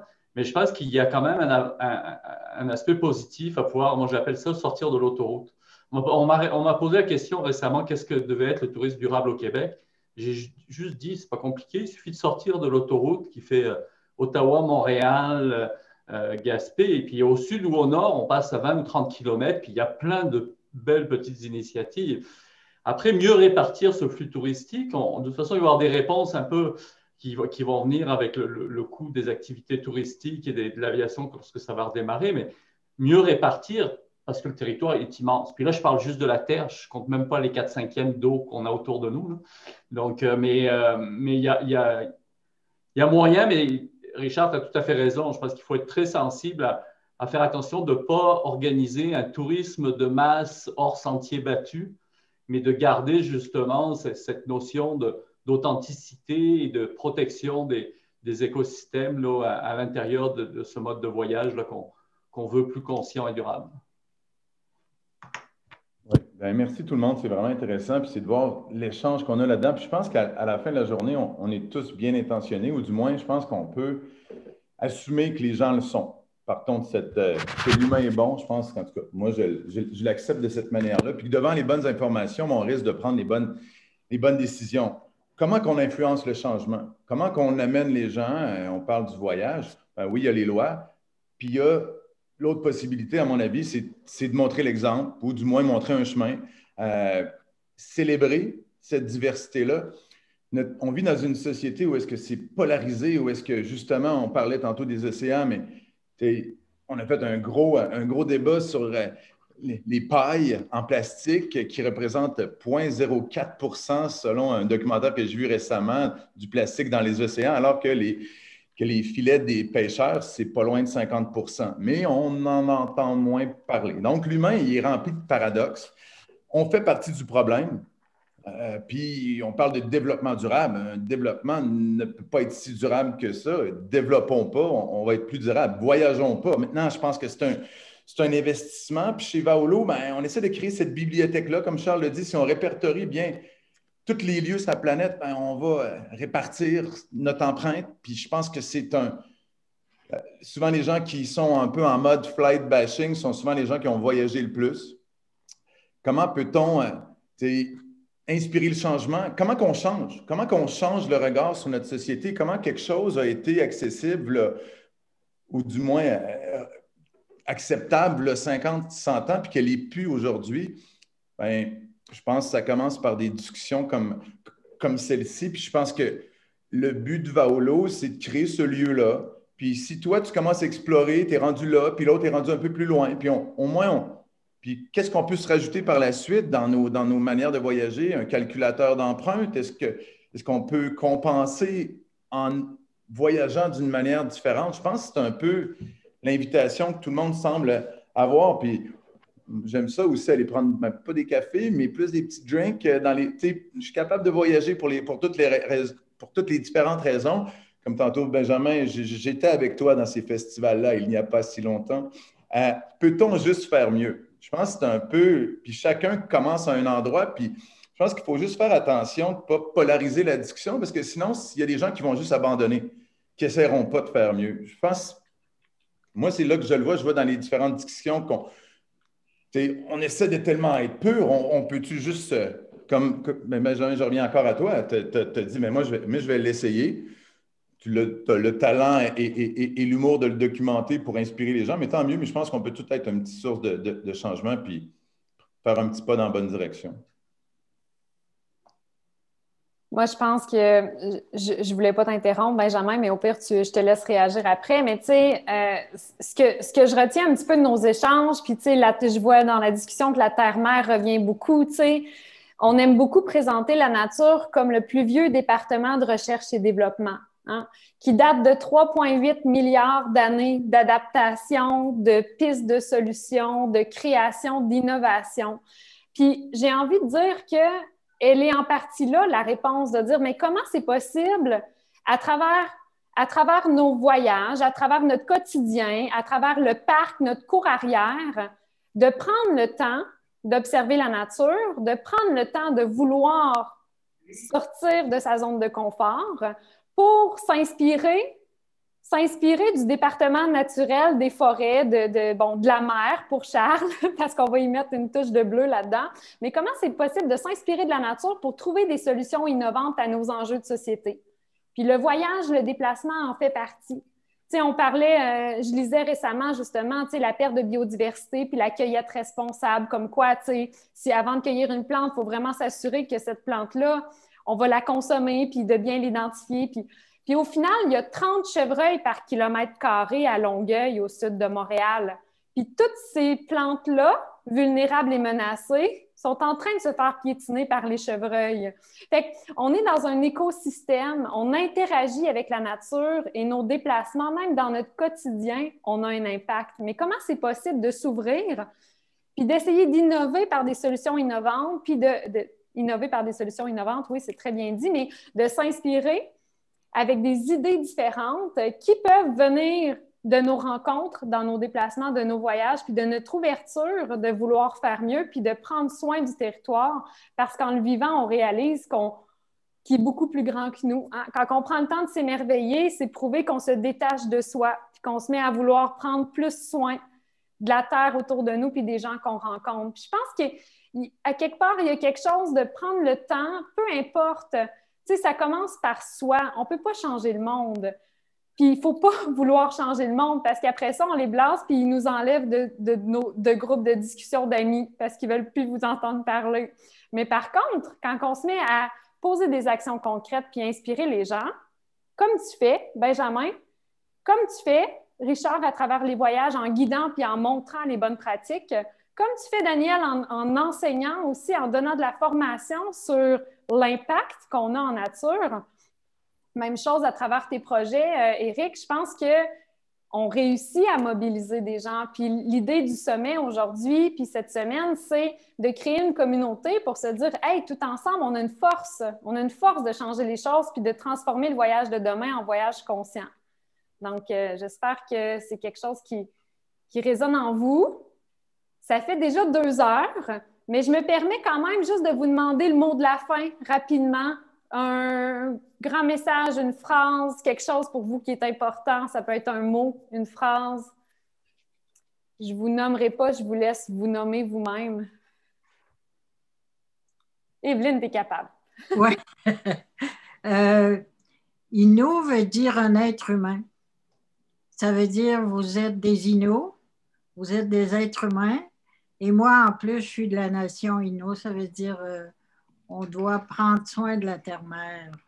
Merci. On vous enseignera l'Inuaimun dans une prochaine rencontre. Daniel? Evelyne, ce que vous venez de me dire me donne l'idée peut-être de dire qu'on doit aussi apprendre à nommer ces espèces dans la nature. On parle des végétaux, mais on ne les connaît pas par leur nom. Puis il y a toute une découverte, puis il y a un hommage qui est à rendre à la nature, en fait, à la reconnaissant pour ce qu'elle est et en lui donnant les noms qui lui appartiennent. Donc, ce serait mon encouragement. Je ne suis pas un exemple du tout en la matière, mais Je pense que ce serait mon petit message. Ben, je vous nomme de bord, Benjamin. Non, mais non, c'était vraiment passionnant. Merci, merci à toutes et tous. Oui, moi je pense que malgré le bazar qu'on est en train de mettre sur cette planète en tant qu'espèce humaine, j'ai juste envie de dire qu'il faut qu'on. Moi je crois en nous quand même, quoi, parce que je trouve enfin, maintenant que je rencontre plein de gens qui font des initiatives hyper inspirantes partout dans le monde, ça donne une énergie folle. Donc, croyons en nous, allons-y, quoi. Il faut qu'on bouge à toutes les échelles, à l'échelle de soi, à l'échelle de son vote dans son pays, à l'échelle de son entreprise. Maintenant, il faut qu'on remue tout. Voilà, pour l'instant, on va droit dans le mur, mais je pense qu'on va mettre un petit tacle à tout ça si on s'y met à fond avec le sourire. Et voilà, croyons en nous, allons-y. Tentons, soyons fous. Ça se trouve, on va se planter, mais c'est parti. Pardon. Merci, merci Benjamin. Charles. Merci. Effectivement, soyons fous, je suis d'accord avec ça. Puis c'est un peu comme si on n'a pas défini c'était quoi le tourisme de demain. On a défini qu'est-ce qu'on voudrait éventuellement que ça devienne. Puis on pense être de plus en plus pertinent par rapport aux enjeux actuels. Mais je voulais peut-être finir sur la part du colibri que j'ai cité dans ma présentation. Le colibri devant l'incendie qui ravageait sa terre a décidé d'aller chercher dans son bec de l'eau et il était allé laisser tomber une goutte d'eau au milieu de ce brasier. Puis tous les autres animaux lui ont dit mais t'es fou, je veux dire, ça ne sert à rien. De toute façon, tu n'éteindras pas l'incendie avec cette goutte d'eau. Il a dit oui, mais j'aurais fait ma part. Donc, je pense qu'on peut tous faire notre part. Puis, je suis très content de voir un peu tous les échanges qu'il y a eu aujourd'hui, puis de voir qu'on avait beaucoup de personnes autour dans les chats là, qui échangeaient. Merci, Charles. Éric? Alors, du coup, j'étais au Cambodge, mais je vais passer au Sénégal, parce que j'ai vécu au Sénégal un petit peu aussi. Et au Sénégal, quand les gens se disent au revoir, ils ont coutume de dire Diam ak Diam. Ça veut dire la paix pour moi, la paix pour toi. Et effectivement, il n'y a pas de paix possible dans une maison qui brûle, non? Donc voilà, la paix pour moi, la paix pour vous, et dans une maison dont il faut prendre soin. Merci, Éric. Richard, est-ce que tu as un petit mot de la fin pour nous? Vas-y avec quelque chose d'optimiste, là. OK, quelque chose d'optimiste. Bon, hier, je regardais un documentaire, en fait, que j'avais déjà vu, mais que je suis tombé dessus un peu par hasard. C'est la planète Terre de la BBC. Et on dit que c'est beau. Vraiment. Ça mérite d'être protégé. Puis Isabelle nous a partagé une phrase qu'on aime dire chez Vaolo: pour protéger, il faut aimer. Pour aimer, il faut connaître. Hein? Puis pour connaître, ben, ça commence par aller à la rencontre de l'autre, chercher, vouloir. Merci Isabelle du rappel. Jean-Sébastien, le mot de la fin. Ensuite, on vous laisse avec une diapositive pour vous présenter notre panel de discussion demain qui va porter sur la psychologie de l'aventure. Donc, Jean-Sébastien. L'humain est bon, moi j'y crois. Puis comme Claude, dans notre petite vidéo, a dit d'Aventure Plume Blanche, n'oublions pas que tout ça nous est prêté. Je pense que ça remet un peu les choses en perspective. Mais sinon, je dirais une phrase que j'aime dire de Saint-Exupéry qui dit « Si tu as le goût de construire un navire, donne pas des ordres aux hommes et aux femmes, dis-leur pas où sont les matériaux, les clous, donne-leur le goût de la mer. » Pour moi, c'est ça. Donnons-nous le goût de vivre ensemble, de célébrer encore plus longtemps cette vie-là. Puis, donnons-nous le goût de la mer. Je pense que c'est ça le voyage pour moi.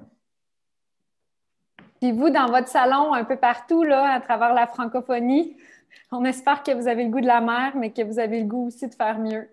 Fait on suscite les débats, puis on aime ça. Fait que c'est parfait de confronter nos idées. Il faut juste être là pour s'ouvrir puis vouloir faire mieux. Merci beaucoup tout le monde. Merci de votre présence. Puis tantôt, Éric vous a partagé un mot du Sénégal. Bien, moi, j'en profite pour dire que Chinash Kumitin en Inou, hein, pour remercier Evelyne. c'est pas vraiment un mot qui veut dire merci, en fait, parce que dans leur langue, c'est naturel d'aider l'autre ou d'être là. Mais par contre, ça veut dire je te donne une outarde. Donc, c'est le temps de la chasse ici sur la basse Côte-Nord, dans l'est du Québec. Chinishkumitin, Evelyne, merci beaucoup tout le monde de votre temps, de votre partage. Merci aux gens qui avaient passé 2 heures avec nous. Et on vous rejoint la semaine prochaine, demain, pour la psychologie de l'aventure.